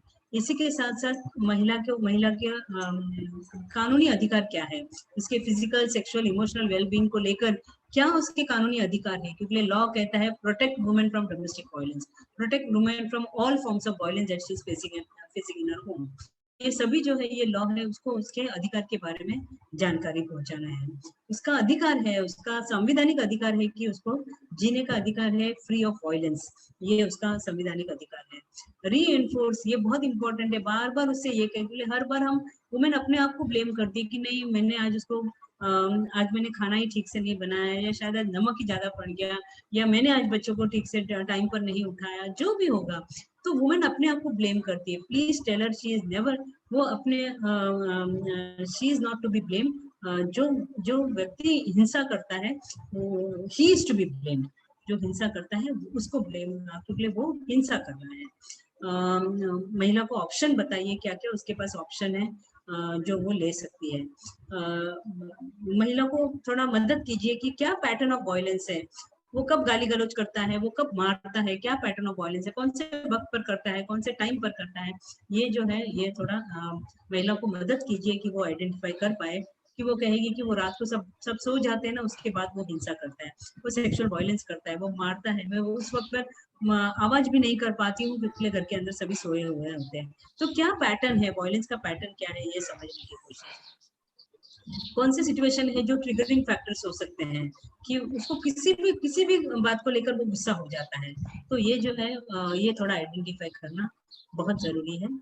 तो हम लोग उसकी सेफ्टी प्लान बना सकते हैं। इन्फॉर्म वुमेन कि अगर ये भी उसको इन्फॉर्म कीजिए कि अगर वो घर से बाहर निकलना चाहिए या उसको घर से बाहर निकाला जा रहा है तो शी शुड कैरी, ये बहुत इंपॉर्टेंट है कि अगर किसी भी हालत में महिला के अपने खुद के जो डॉक्यूमेंट्स है, उसके एजुकेशन क्वालिफिकेशन को लेकर हो सकता है, उसका राशन कार्ड हो सकता है, उसका मैरिज सर्टिफिकेट हो सकता है, एजुकेशन सर्टिफिकेट हो सकता है, आधार कार्ड, पैन कार्ड, बैंक के डॉक्यूमेंट्स, ये सब कुछ इंपॉर्टेंट डॉक्यूमेंट्स होते हैं जिसके आधार पर भी वो अपने आप को सर्वाइव करा सकती है। तो प्लीज अगर वो घर उसको निकाला जा रहा है या वो ऑलरेडी घर से बाहर निकलने का सोच रही है, तो ऐसे हालत में उसके जो इम्पोर्टेंट डॉक्यूमेंट्स है वो उसने अपने पास रखे, उसके जेवरात है, that is also an important asset that she should think about. ये सब जो है इसी के साथ साथ DV एक्ट के तहत उसके क्या क्या रेमेडीज है इसके बारे में भी उसको जानकारी दीजिए। प्रोटेक्शन ऑफिसर इमरजेंसी सिचुएशन में क्या कर सकते हैं, मैंने इसके बारे में यही कहा है कि अगर प्रोटेक्शन ऑफिसर को कोई भी जानकारी कहीं से भी मिलती है, टेलीफोन पर, ईमेल पर, कोई फोन करता है, काउंसलर बता रहे हैं, कोई भी अगर देता है तो वो पुलिस की मदद लेकर महिला को शेल्टर होम में रख सकते हैं। या महिला अगर उसी घर में रहना चाहती है तो उसको बताइए कि आपका DIR भर के आपको इस तरह के प्रोटेक्शन ऑर्डर मिल सकते हैं और आप इसी घर के अंदर भी आप प्रोटेक्टेड रह सकती हैं। क्योंकि अगर प्रोटेक्शन ऑर्डर मिलने के बाद अगर उसके साथ हिंसा होती है तो यहाँ पर जो हिंसा करने वाला व्यक्ति है उसको अरेस्ट हो सकता है, 1 साल का उसको सजा हो सकती है और 20,000 का फाइन भी हो सकता है। इमरजेंसी सिचुएशन में जो 3 ऑर्डर्स हमने कोर्ट से लिए हैं वो है प्रोटेक्शन ऑर्डर, रेसिडेंस ऑर्डर और बच्चों की कस्टडी। ये बहुत से केसेस में ये इमरजेंसी गए 1 साल के अंदर हमने ये 3 ऑर्डर तो पूरी तरह से, क्योंकि अगर महिला सुरक्षित रहेगी तो उसके मेंटेनेंस के बारे में हम सोच सकते हैं, बाकी जो ऑर्डर्स है उसके बारे में सोच सकते हैं, लेकिन पहले सबसे पहला इम्पोर्टेंट जो ये कानून का जो ध्येय है वो है प्रोटेक्शन ऑर्डर। तो प्रोटेक्शन ऑर्डर बहुत इम्पोर्टेंट है। इसी के साथ साथ रेजिडेंस, उसका जो घर है जहाँ वो रह रही है, वो उस घर में वो सुरक्षित रहे, ये उसका एक दूसरा ऑर्डर है। और अगर बच्चों को लेकर अगर वो महिला स्ट्रेस है तो उसको बच्चों की कस्टडी भी मिल सकती है। कुछ एग्जाम्पल्स हमने एक साल में देखे हुए हैं कि प्रोटेक्शन ऑफिसर जो है वो डायरेक्टली कोर्ट गए हैं बिना महिला के, उन्होंने इंजंक्शन ऑर्डर लिया है कि जो पति है वो बहुत हिंसक था और इसलिए हमने इंजंक्शन ऑर्डर लिया कि जिसके तहत पति को घर में आने नहीं दिया गया था। तो ये एक केस फाइल किया था, ये एक ऑर्डर हमको मिला था। इसी के साथ साथ हमने, जैसे मैंने कहा था कि एक महिला को हमने सेफ्टी प्लेस में उसको पहुंचाया और पुलिस को और मैजिस्ट्रेट कोर्ट को इसके बारे में इन्फॉर्म किया गया। हमने ये भी देखा है कि एक केस के अंदर मेंटेनेंस का ऑर्डर तो हुआ था, लेकिन पति के पास ही काम नहीं था, तो वो क्या उसको मेंटेनेंस देगा। ऐसे हालत में कोर्ट ने जो है because of loss of livelihood of partner, court ने आदेश निकाले प्रोटेक्शन ऑफिसर को कि ये महिला को फ्री राशन दिया जाए। तो इस तरह के आदेश भी मिले हैं। ठीक है, I am sorry if I have taken lot of time. Hello, no problem at all Ujjwala, सारे बहुत अहम मुद्दे थे और काफ़ी बड़ा लॉ है और काफ़ी सारी डिटेल्स आपको कवर करने थे। सो बहुत बहुत धन्यवाद। आई थिंक ये सेशन हमारी जानकारी का अभाव, इंफॉर्मेशन का अभाव, वो सारा जो हमारा मुद्दा था कि हम इस न्याय कानून को किस तरह से इस्तेमाल कर सकते हैं, क्या बातें हमें ध्यान में रखनी है, और बहुत सारे प्रैक्टिकल टिप्स जो आप लेकर आए कि ये ऐसा हुआ और घर से बाहर निकाला जाए तो क्या करना चाहिए, इस स्थिति में क्या करना चाहिए, पैटर्न्स को किस तरह से ऑब्जर्व करने चाहिए। तो आई थिंक इम्प्लीमेंटेशन, जो आपने कहा कि एक कानून को जानना और उस पर एक आगे कदम बढ़ाना बहुत ज़रूरी है। कि हिंसा के सिचुएशन में कई बार दिमाग चलना बंद हो जाता है, समझ में आना बंद हो जाता है।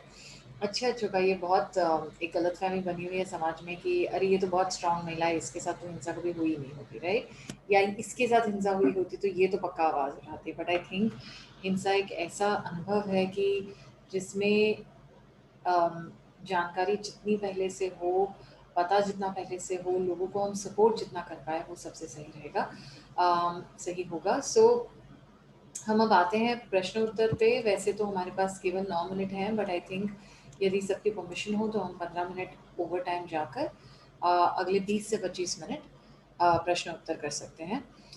यहाँ पर किसी, आई थिंक कोई पार्टिसिपेंट ने ऑलरेडी खुद को अनम्यूट करने की कोशिश की थी सवाल पूछने के लिए। मैं रिक्वेस्ट करूँगी कि आप अपना नाम कहकर बड़े संक्षिप्त में सवाल पूछें, क्योंकि कई बार पार्टिसिपेंट्स बहुत लंबा कमेंट करते हैं, तो संक्षिप्त में प्लीज़ अपना सवाल पूछें। हेलो, थैंक हाँ यू। जी। मेरा नाम अमृतांजलि है। मैं रूपायनी नाम के एक एनजीओ में एज अ प्रोग्राम ऑफिसर काम करती हूँ। मेरा कोई क्वेश्चन नहीं था, बस मैं एक रिक्वेस्ट कर रही थी, इफ यू कुड जस्ट वो जो स्लाइड्स है ना, वो अगर आप हमें प्रोवाइड कर सके तो वो हमारे कम्युनिटी में हमें काम करने के लिए बहुत हेल्पफुल होगा, क्योंकि वो एक रिसोर्स की तरह हमारे लिए यूजफुल होगा जब हम कम्युनिटी के साथ इन सब मुद्दों पे चर्चा करते हैं। तो क्योंकि आप सारे पॉइंट्स को एक ही बार में याद नहीं कर सकते, तो वो बहुत यूजफुल रहता अगर आप हमें वो स्लाइड्स प्रोवाइड कर पाते तो। जी बिल्कुल उज्ज्वला, हम या अमृतांजलि, देखिए क्या होता है, स्लाइड्स शेयर करने में इशू सिर्फ इतना होता है कि हम कुछ माइंडसेट से ये स्लाइड्स तैयार करते हैं। हर एक स्लाइड के पीछे हमारे खुद का एक कॉन्टेक्स्ट होता है, हमको पता होता है कि ये स्लाइड्स को हमको क्या बात करना है। और जब हम ये स्लाइड, क्योंकि ये लॉ है, ये थोड़ा टेक्निकल होता है। आप सिर्फ यू आर वेरी राइट। मैं जनरली मैं ये सूचना करती हूँ कि प्लीज, जैसे मैंने कहा है कि फॉर्म 4, ये फॉर्म, अगर if you are working as a program officer, then it is very important that please get yourself acquainted with form 4। ये फॉर्म 4 जो है, ये आपको थोड़ी बहुत जानकारी देता है ये पूरे कानून की। 3-4 पन्ने का ये फॉर्म है और ये जिस्ट ऑफ द लॉ है। पूरा लॉ जो है वो आपको ये 4 पन्ने में मिल जाता है। और आपको महिला को क्या इंफॉर्मेशन देना है, generally when you are interacting with a woman, आपको क्या इंफॉर्मेशन देना है महिला को, ये बहुत इंपॉर्टेंट होता है कि आप क्या इंफॉर्मेशन देना चाहती हैं महिला के अधिकारों के बारे में, उसको हेल्प कीजिए। वो महिला कहती है कि वो रिकॉग्नाइज, बहुत सी महिलाएं हैं जो रिकॉग्नाइज ही नहीं करती है कि वो वायलेंस फेस कर रही है। उनको ऐसा लगता है कि ये डे टू डे अफेयर है, पति है वो मारता है, वो थोड़ा चिल्लाता है, वो शराब पी के आता है, फिर मारता है, पीटता है, खाना खाता है, सो जाता है। उसको लगता है कि ये पैटर्न है। As long as she is living, as long as उसको कहीं पर भी, देखिए बहुत सी महिलाएं जो है जब बच्चों के ऊपर उसका असर पड़ने लगता है, तब वो महिलाएं कुछ स्टेप्स उठाती हुए हमको दिखाई पड़ती है। मैं यही कहूंगी कि महिला जो है वो रिकॉग्नाइज कीजिए। मैंने जैसे कहा है कि हर एक महिला अगर बहुत हिंसक है, तो हमने जैसे कहा है कि लॉ के अंदर ये भी प्रोविजन दिया गया है कि आप इंजंक्शन ले सकते हैं। हमने बहुत से केसेस में पति को घर से बाहर रखा हुआ है कि वो अगर वो बहुत हिंसा कर रहा है, ये परमानेंट इंजंक्शन नहीं होता है। अगर घर के हालात में सुधारना हो जाती है या पति के बिहेवियर में भी चेंजेस आ जाते हैं, तो महिला जो है वो दोबारा अपने ऑर्डर्स को भी चेंज करा सकती है। तो इस तरह की प्लीज ये सब इंफॉर्मेशन दीजिए। लॉ को लेकर अगर आपको, मैंने यही कहा है कि आप अपने स्लाइड्स बनाइए, मैं आपको मदद करूंगी कि क्या आना चाहिए ये स्लाइड्स के अंदर, क्या ये मैं मदद आपको डेफिनेटली करूंगी। But because I am a lawyer, मैंने यही कहा है कि मेरे जो पीपीटी है वो थोड़े टेक्निकल होते हैं, और ऑफ कोर्स हर एक सिचुएशन में उसको यूज करना अलग अलग तरीके से उसको यूज करना होता है। Yeah, sure. तो अमृतांजलि, if you could prepare your own PPT, I can definitely help you out. Okay, thank you. Yeah? Okay. Anybody else? Thank you so much, Amritanjali. Hello. हाँ जी, please. जी मैं बोल सकता हूँ? जी, आप अपना नंबर, आप अपना 1 मिनट सर, आप अपना नाम बताएंगे पहले? जी मेरा नाम सुशील है। हाँ जी। जी, मेरा सवाल मैम से ये है कि जो पंचायती राज विभाग है ना, जैसे आपने WCD डिपार्टमेंट का आपने जिक्र किया है कि भी इसकी जो है डायरेक्ट जो है डोमेस्टिक वायलेंस के उसमें जो है इंटरफेयर है। तो ऐसी जो है जो पंचायती राज विभाग है जो गांव स्तर पे जो है बहुत ही अहम जो है अपना होता है, तो वो किस प्रकार से जो है इस केस में जो है अपना दखल जो है या उसकी भूमिका क्या अपना बनती है डोमेस्टिक वायलेंस क्या अपना केसेस में? क्योंकि मैं भी एक ब्रेक थ्रू इंडिया जो है NGO है, संस्था है, उसमें काम करता हूँ। जब फील्ड में जाते हैं ना, तो फील्ड में जब पंचायत राज विभाग के जो सदस्य है उनसे बातचीत करते हैं, या अपना आशा वर्कर है जो आंगनवाड़ी वर्कर्स है, तो उनसे जब DV केस को लेके जो अपना बातचीत करते हैं, तो अपने सामने से आता है कोई हिंसा नहीं होती हमारे गांव के अंदर, है ना, लेकिन होती है वो। तो बस सवाल यही है कि भी जो गांव स्तर पे जो पंचायत है उनका इसमें जो है अहम भूमिका क्या है, वो किस प्रकार से जो है उनको इसमें लेके आ सकते हैं अपना? जी मैम। या very good question, thank you. बहुत इम्पोर्टेंट सवाल है, क्योंकि अभी आप लोगों ने देखा होगा कि देखिए ये जो कानून जब होता है ना, तो भले ही हम देखेंगे कि लॉ के अंदर ये मैंने आपको अभी बताया कि ये जो 6 स्टेक होल्डर्स हैं जिनके तहत ये कानून को इम्प्लीमेंट किया जा सकता है। अभी आपने देखा होगा कि उसमें कहीं पर भी पंचायती राज का के बारे में जिक्र नहीं है।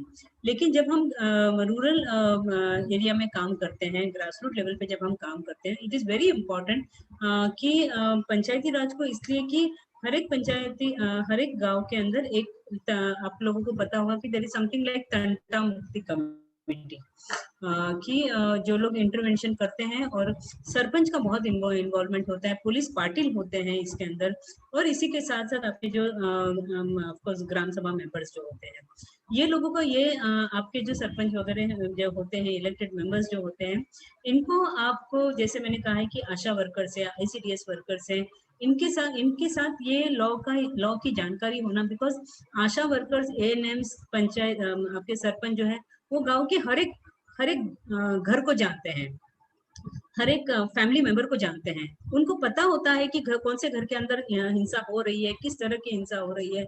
हम यही देखते हैं कि मारपीट तो हो ही रही है, डाउरी को लेकर हैरेसमेंट होता है, शायद लड़कियां को ही जन्म दे रही है इसलिए उसके साथ हैरेसमेंट होता है, घर से बाहर निकाला जाता है। तो ऐसे हालात में अगर ये सब सिचुएशन है तो ये लॉ की जानकारी देना बहुत जरूरी है। ऐसे हालत में ये पंचायत आप लोग उनके, मैं एक आपके साथ केस शेयर यहाँ पर करूंगी कि हमने कैसे इन्वॉल्व किया पंचायत मेंबर्स को, कि हमारे पास लॉकडाउन के तहत ही एक केस आई हुई थी, और वो महिला को, उसकी शादी को जस्ट 5 साल हुए थे, उसके 2 बच्चे थे, काफी मारपीट वगैरह होती थी उसके साथ, और ये लॉकडाउन पीरियड में उसको घर से बाहर निकाल दिया गया, उसको घर से बाहर निकाल दिया गया। और वो ऐसे हालत में, उसके अभी मैके नजदीक था तो वो मैके तो चली गई किसी भी हालत में, लेकिन उसके 2 बच्चे पीछे, और बच्चे की जो उम्र थी, एक था कुछ 5 साल का, और एक कुछ 3 साल का बच्चा था उसका, 2 बच्चे थे। पति जो है, गांव में सभी को पता था कि पति जो है वो शराबी है, मारपीट करता है, सभी को पता था। अभी ऐसे हालत में, अभी देखो कोर्ट में जाना कितना मुश्किल हो रहा था, सब ये सब जब भी ये केस के अंदर सोशल वर्कर का फोन आया मुझे, हमने तुरंत यहाँ पर पीओ को इन्वॉल्व किया, प्रोटेक्शन ऑफिसर, सोशल वर्कर दोनों भी पुलिस स्टेशन में गए, वहां पर हमने पुलिस पाटिल को इन्फॉर्म किया, ये महिला जो है उसके।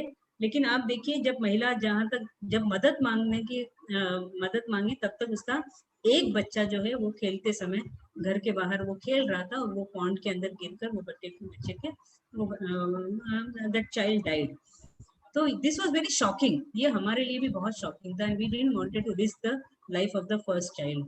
तो तुरंत हमने ये सब में इंटरवेंशन किया। यहाँ पर सरपंच की बहुत मदद हमको मिली, बहुत मदद मिली। तुरंत हमने फिर पति को भी पुलिस स्टेशन में लाया गया, पति ने बहुत माफी मांगा, मैं अभी ठीक से रहूंगा, मैं अभी, लेकिन हमने कहा कि नहीं, महिला की मनस्थिति नहीं थी वापस से जाने के लिए। उसने एक बच्चे को लिया, वो मैके में गई, फिर उसके बाद ऑफकोर्स अभी 1 साल के बाद वो महिला अपने ससुराल में वापस गई है। तो पंचायती राज में जैसे मैंने कहा है कि बहुत इंपॉर्टेंट है ये लॉ की जानकारी होना। पंचायती राज को ये पता होना चाहिए कि उनके एरिया का प्रोटेक्शन ऑफिसर क्यों है, क्योंकि प्रोटेक्शन ऑफिसर ही बहुत इंपॉर्टेंट वाइटल ऑफिसर है ये लॉ के अंदर। अगर इवन आपके जो पंचायती मेंबर्स हैं, अगर ये प्रोटेक्शन ऑफिसर के साथ, पुलिस के साथ कनेक्ट भी कर पाए महिलाओं को, तो महिला विल टेक इट अहेड। लेकिन उनको पता तो होना चाहिए कि ये कुछ स्टेक होल्डर से ये लॉ के अंदर जो लोग ये काम कर रहे हैं। तो I think this is my answer to your question. Ma'am मेरे 2 सवाल और है, अगर आपकी इजाजत है तो। सर यदि हम रुकेंगे और भी, हाँ जी, एक मिनट सर, यदि आप थोड़ा सा रुकें, क्योंकि हमारे पास बिल्कुल बस 14 मिनट बाकी हैं और हम ऑलरेडी ओवर टाइम हैं, तो 1-2 और सवाल हैं, और विकलांगता को लेकर थोड़े से और किसी के सवाल होंगे तो हम वो लेना चाहेंगे, और समय बचा तो हम आप पर दोबारा आए। आपके क्वेश्चन प्लीज चैट बॉक्स में लिख दीजिए and we will take it as okay ma'am, मैंने हैंड रखा है, तो मैं क्या अपने सवाल रख सकती हूँ? बिल्कुल, आपका नाम पहले बताइए। ओके, मैं नीलम कुमारी, मैं झारखंड से हूँ, और एक फेमिनिस्ट अप्रोच टेक्नोलॉजी जो संस्था है, मैं उनसे जुड़ी हुई हूँ, और मैं वहाँ पे काफी सालों से प्रतिभागी हूँ, और वहाँ पे सीख रही हूँ, और वहाँ से मैं जितनी जानकारी लेती हूँ कम्युनिटी में, वो विजिट करती हूँ और उन्हें सिखाती हूँ। तो मेरा सवाल ये था मैम कि आप लोग के बारे में हमें बहुत अच्छे से बताया डोमेस्टिक वायलेंस को लेकर, तो मुझे आपसे जानना था कि आप एक लॉयर हो, ठीक है, तो क्योंकि हमें जानकारियां कानून पर काफी कम मिल पाती है, तो मुझे जानना था कि क्या आप अलग अलग और भी जितने एक्ट्स हैं वो हमें जानकारी मिल सकती है आपसे, और आप मतलब आप लॉयर हो, और आप मतलब कहाँ का, मतलब आप संस्था से भी जुड़े हुए, तो ओके, आप संस्था से भी जुड़े हुए, तो आप कितने एरिया तक मतलब काम करते हो, ये मुझे जानना है। प्रैक्टिस कौन से एरियाज में प्रैक्टिस करती हैं? और उज्ज्वला, आप ऐसी कोई ट्रेनिंग्स और करती हैं? क्योंकि राइजिंग फ्लेम की तो कल और परसों ये सीरीज होने वाली है, उसमें अलग अलग ट्रेनर्स आने वाले हैं, तो आपके और भी ट्रेनिंग्स इस तरह से पब्लिक होती हैं क्या, अगर वो कोई एक्सेस कर सके? और ये वाली ट्रेनिंग, जस्ट एक सेकेंड मैं बताना चाहूँगी, पहले भी हमारी अमृतांजलि ने पूछा था, ये ट्रेनिंग फिर हमारे राइजिंग फ्लेम के यूट्यूब चैनल पर बिल्कुल अवेलेबल होगी। यदि बाद में भी आप इस ट्रेनिंग को रेफर करना चाहते हैं, उज्ज्वला ने क्या समझाया था वो देखना चाहते हैं, तो ये काफ़ी आसानी से आपको राइजिंग फ्लेम के यूट्यूब चैनल पर मिल जाएगी। बट उज्ज्वला, आप आपके अन्य ट्रेनिंग्स के बारे में और जोग्राफिकली आप क्या क्या एरियाज कवर करती हैं वो अगर बता पाएँ तो।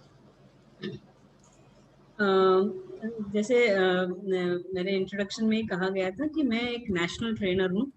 मैं फिलहाल UNFPA कंसल्टेंट के UNFPA कंसल्टेंट हूँ, काम कर रही हूँ। मैं काफ़ी तो नेशनल ट्रेनर होने के साथ मेरे सभी राज्यों में काम है। अभी मैं ऑलरेडी कुछ 8 से 10 राज्यों में काम कर रही हूँ।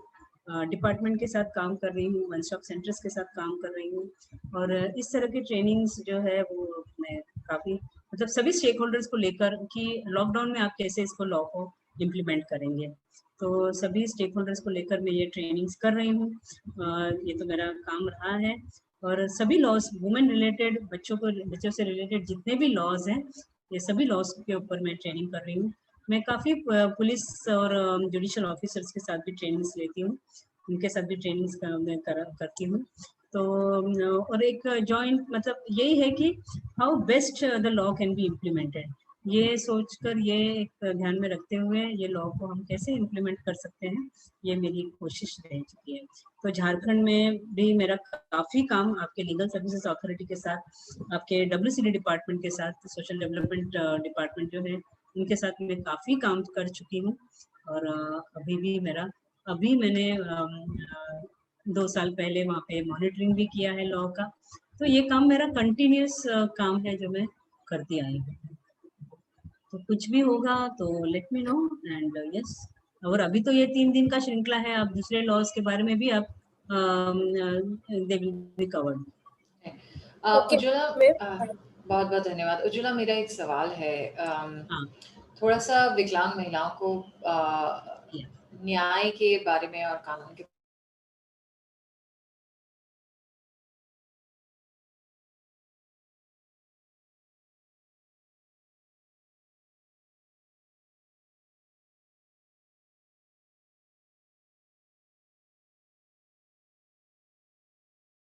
जैसे इंटरप्रेटर, स्पेशल एजुकेटर्स, क्या ये, क्योंकि डोमेस्टिक वायलेंस एक्ट काफ़ी पुराना लॉ है, तो हम किस तरह से वो एक्सेस कर सकते हैं, क्योंकि ये बताना, कोर्ट तक जाना, पुलिस में कंप्लेन लिखाना, यही काफ़ी इनएक्सेसिबल हो जाता है। तो थोड़ा सा और कि क्या हम प्रावधान हमारे अधिकार समझ के ले सकते हैं कि क्या किया जा सकता है? ये भी एक बहुत इम्पोर्टेंट सवाल है। जैसे हमने कहा है कि हमारे देश में मतलब अभी तक जो है अनफॉर्चुनेटली, जब तक हमारा डोमेस्टिक वायलेंस कानून भी बना 2005 तक के जो भी हमने कानून देखे हुए, उसमें भले ही आप लोगों ने देखा कि विकलांग ऐसा ये शब्द अगर कानून में नहीं भी आया होगा, उसके बावजूद भी दे हैव मतलब ये जो है इनको काफी एम्पैथेटिकली और बहुत सेंसिटिवली डील किया जाता है। लेकिन 2013-12 के में जब निर्भया का केस हुआ, तभी हमने IPC में, इंडियन पिनल कोड के अंदर हमने कुछ बदलाव लाने की जो कोशिश की, और इस बदलाव में हमने ये स्पेशली कहा, यहाँ पर खास हमने विकलांग लोगों की के ऊपर विशेष ध्यान रखते हुए कुछ प्रोविजंस लॉ के अंदर लाए।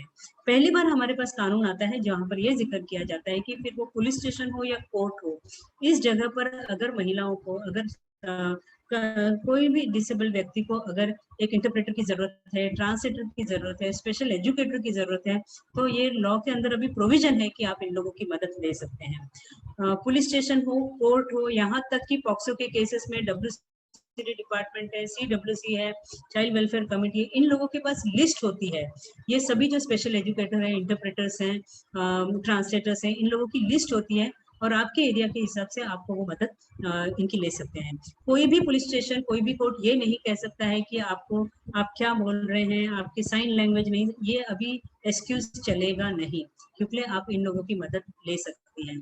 लॉ के अंदर एक सुधारणा अभी जो आई हुई है कि अभी तक जो कानून था, अगर आप देखोगे स्पेशली सेक्सुअल वायलेंस के केसेस में, महिलाओं को स्पेशली रेप के केसेस में, सेक्सुअल असॉल्ट के केसेस में, महिला या बच्ची है तो उनको 4 जगह रिपोर्ट करना होता है, 4 जगह उनका स्टेटमेंट लिया जाता है। सबसे पहले तो पुलिस स्टेशन होता है, जरूरी नहीं है कि सबसे पहले पुलिस स्टेशन होता है, शायद उसको हॉस्पिटल में जाना होता है तो वो हॉस्पिटल में भी पहली बार चली जाती है, ट्रीटमेंट के लिए जाती है, तो उसको हॉस्पिटल में जो एग्जामिनिंग डॉक्टर है उनके पास उनको हिस्ट्री देना पड़ता है, हिस्ट्री ऑफ वायलेंस क्या है वो देना होता है। फिर पुलिस आती है, पुलिस के साथ भी वही स्टेटमेंट उनको शेयर करना होता है, वही उनको बार बार वो नरेट करना होता है। तीसरा जो होता है वो 164 का स्टेटमेंट होता है, जो मैजिस्ट्रेट के सामने आपका स्टेटमेंट लिया जाता है। तभी मैजिस्ट्रेट कोर्ट में भी आपको आपका स्टेटमेंट आपको देना होता है। और चौथा है जब आपका ट्रायल चालू होता है सेशंस कोर्ट के अंदर, तभी सेशंस कोर्ट में भी आपका आपको आपकी हिस्ट्री देनी पड़ती है, आपका स्टेटमेंट देना होता है।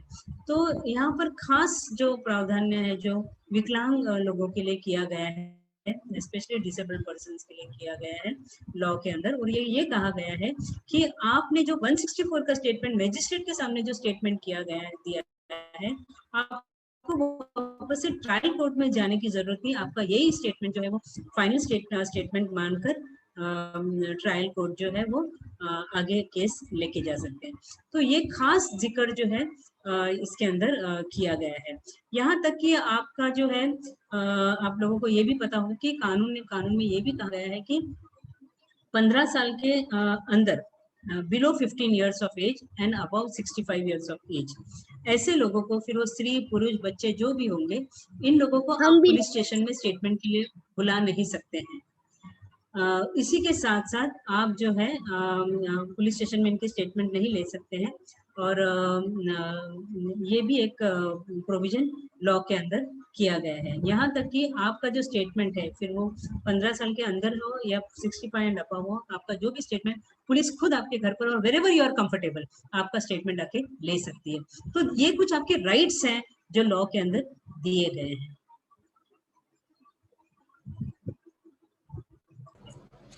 So, मेरा एक छोटा सा और एक बार मैं चेक कर लूँ और किसी के पास कोई बहुत छोटा 1-2 मिनट का सवाल होगा तो ठीक है, नहीं तो एक क्लोजिंग सवाल मैं आपसे पूछना चाहती थी कोविड को लेकर ही हमारा।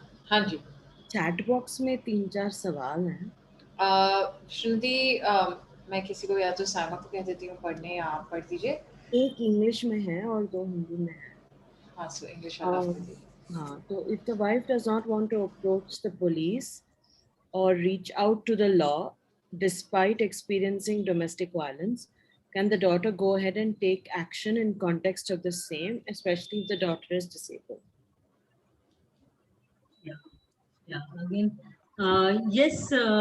See, she can definitely approach the concerned authority.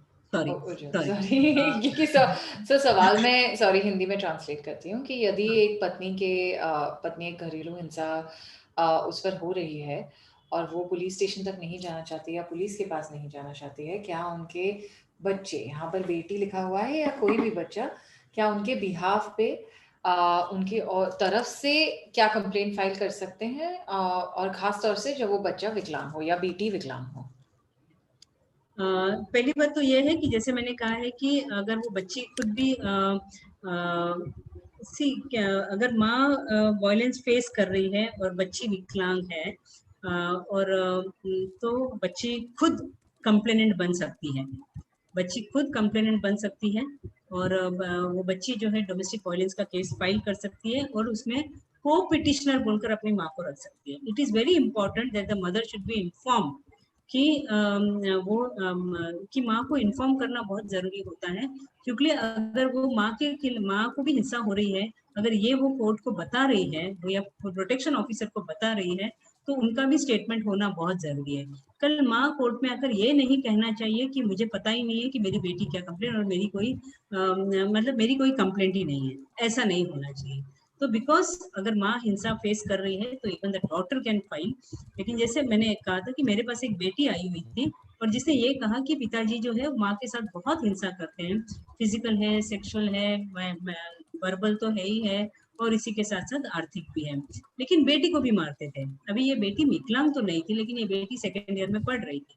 तो ऐसी हालत में वो बेटी मेरे पास आती है, तभी वो बेटी को समझाया गया कि आप अगर माँ की तरफ से करेंगे तो you will be the first complainant, लेकिन आपको अगर माँ के लिए न्याय चाहिए तो आपको माँ को भी यहाँ पर को पिटिशनर बनाना पड़ेगा। तब उसने माँ के साथ बात किया, माँ के साथ हमने भी बात किया और माँ तैयार हो गई और अभी तब हमने ये केस कोर्ट के अंदर फाइल किया। मैं यही कह रही हूँ कि अगर the daughter can file, but it is always important that the mother should be informed that she is filing this case. तो ये एक बात आपको ध्यान में रखना है। Right.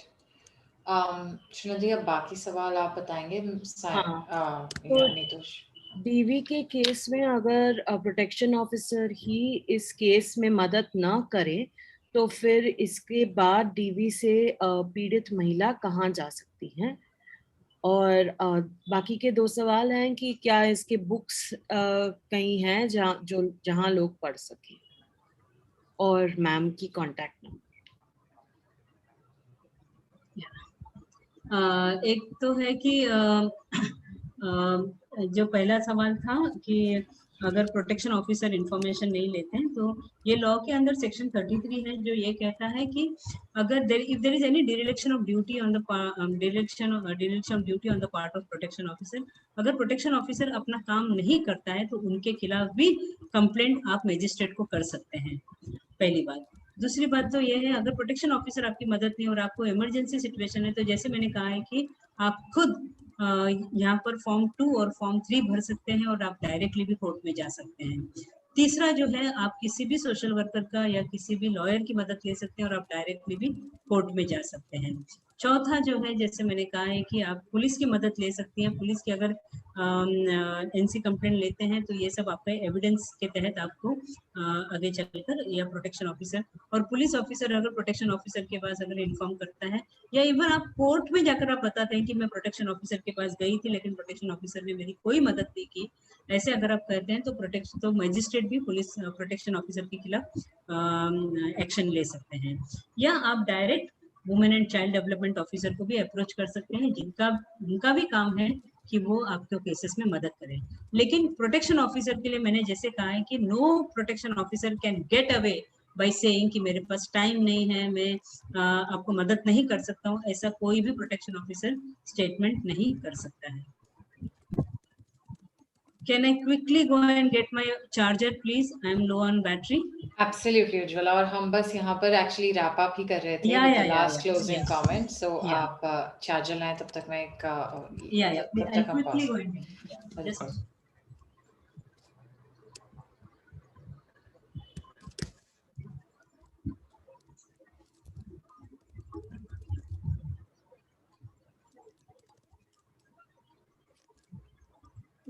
till then I can take the questions.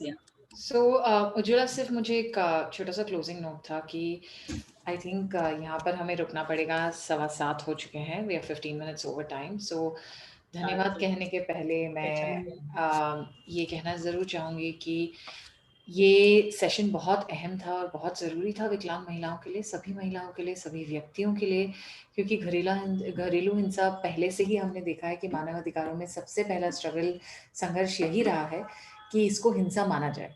ये घर की बात है, घर में रहने दो, ये जो सोच है इससे उभरना है हमें।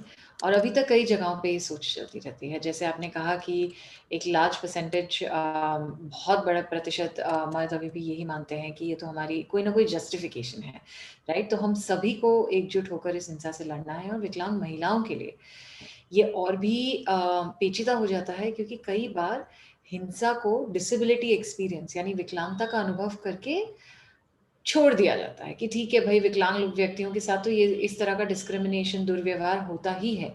जैसे मैं यदि आपको एग्जांपल दूं यहाँ पर, तो ब्लाइंड महिलाओं के वाइट केन्स को छुपा लेना, उनको कोई गलत मेडिसिन हाथ में दे देना, जो विकलांग महिलाओं के लिए लाइफ सपोर्ट मेडिसिन हैं उनको विथहोल्ड करना धमकी देकर, या अभी कोविड के समय जो हमारी रिपोर्ट है निग्लेक्टेड एंड फॉरगॉटन, विकलांग महिलाओं के ऊपर क्या ये कोविड क्राइसिस का प्रभाव पड़ा है, उसके बारे में हमने एक रिपोर्ट रिलीज की थी लास्ट ईयर रिसर्च करके राइजिंग फ्लेम के तहत। तो उसमें बताया गया कि डेफ और हार्ड ऑफ हियरिंग महिलाओं को कई वर्बल अब्यूज फैमिलीज की तरफ से बहुत ज़्यादा बढ़ गया, क्योंकि वो लिप रीडिंग करके अपना इंडिपेंडेंटली या फैमिली में कंट्रीब्यूट नहीं कर पाते थे।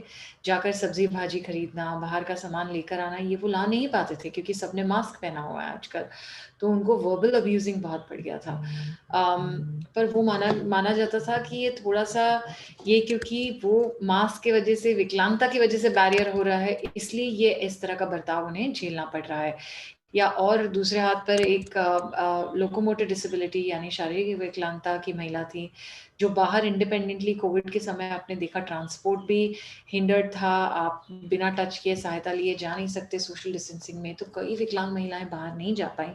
इसी तरह से ये एक लड़की बाहर नहीं जा पाई, तो उसके घर वाले उससे सारा घर का काम इस धमकी पर कराते थे कि तुम अगर ये नहीं करोगी तो जो बाहर का ज़रूरी सामान है, जो फूड एंड एसेंशियल्स जिसे कहते हैं, खाने के पदार्थ और ज़रूरी सामान, वो हम विथहोल्ड कर लेंगे।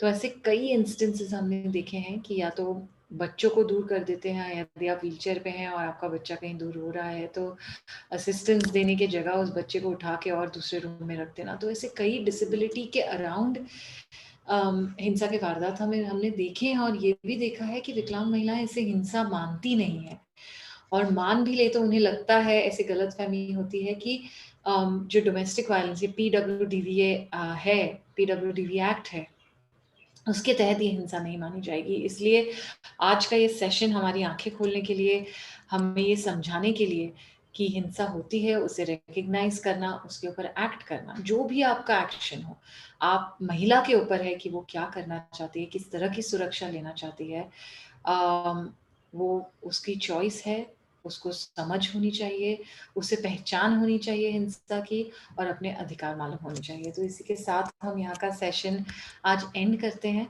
आपका बहुत बहुत धन्यवाद, हमारी पूरी टीम की ओर से मैं तहे दिल से आपको धन्यवाद कहना चाहती हूँ। और सभी यहाँ जो हाजिर पार्टिसिपेंट्स हैं, उन सभी को मैं निधि गोयल आज का ये सेशन समाप्त करते हुए आपको कहती हूँ कि आज आप आए, हमारे सेशन को आपने बहुत रुचि से इस सेशन में भाग लिया, इसे सुना, इसके लिए बहुत बहुत धन्यवाद। और कल और परसों हमारे साथ जुड़े रहिएगा, क्योंकि ये 3 दिवसीय कार्यशाला श्रृंखला है, मेरा हक मेरी सुरक्षा।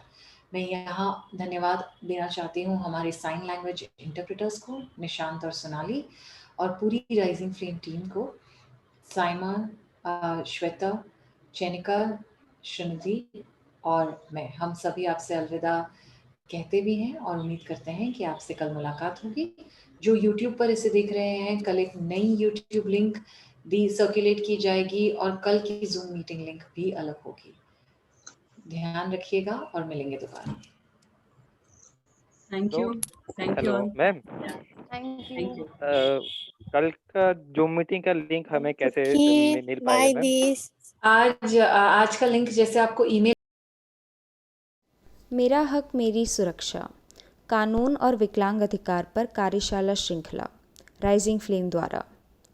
Website risingflame.org, Twitter rising flame now, Instagram risingflame_now, Facebook rising flame now.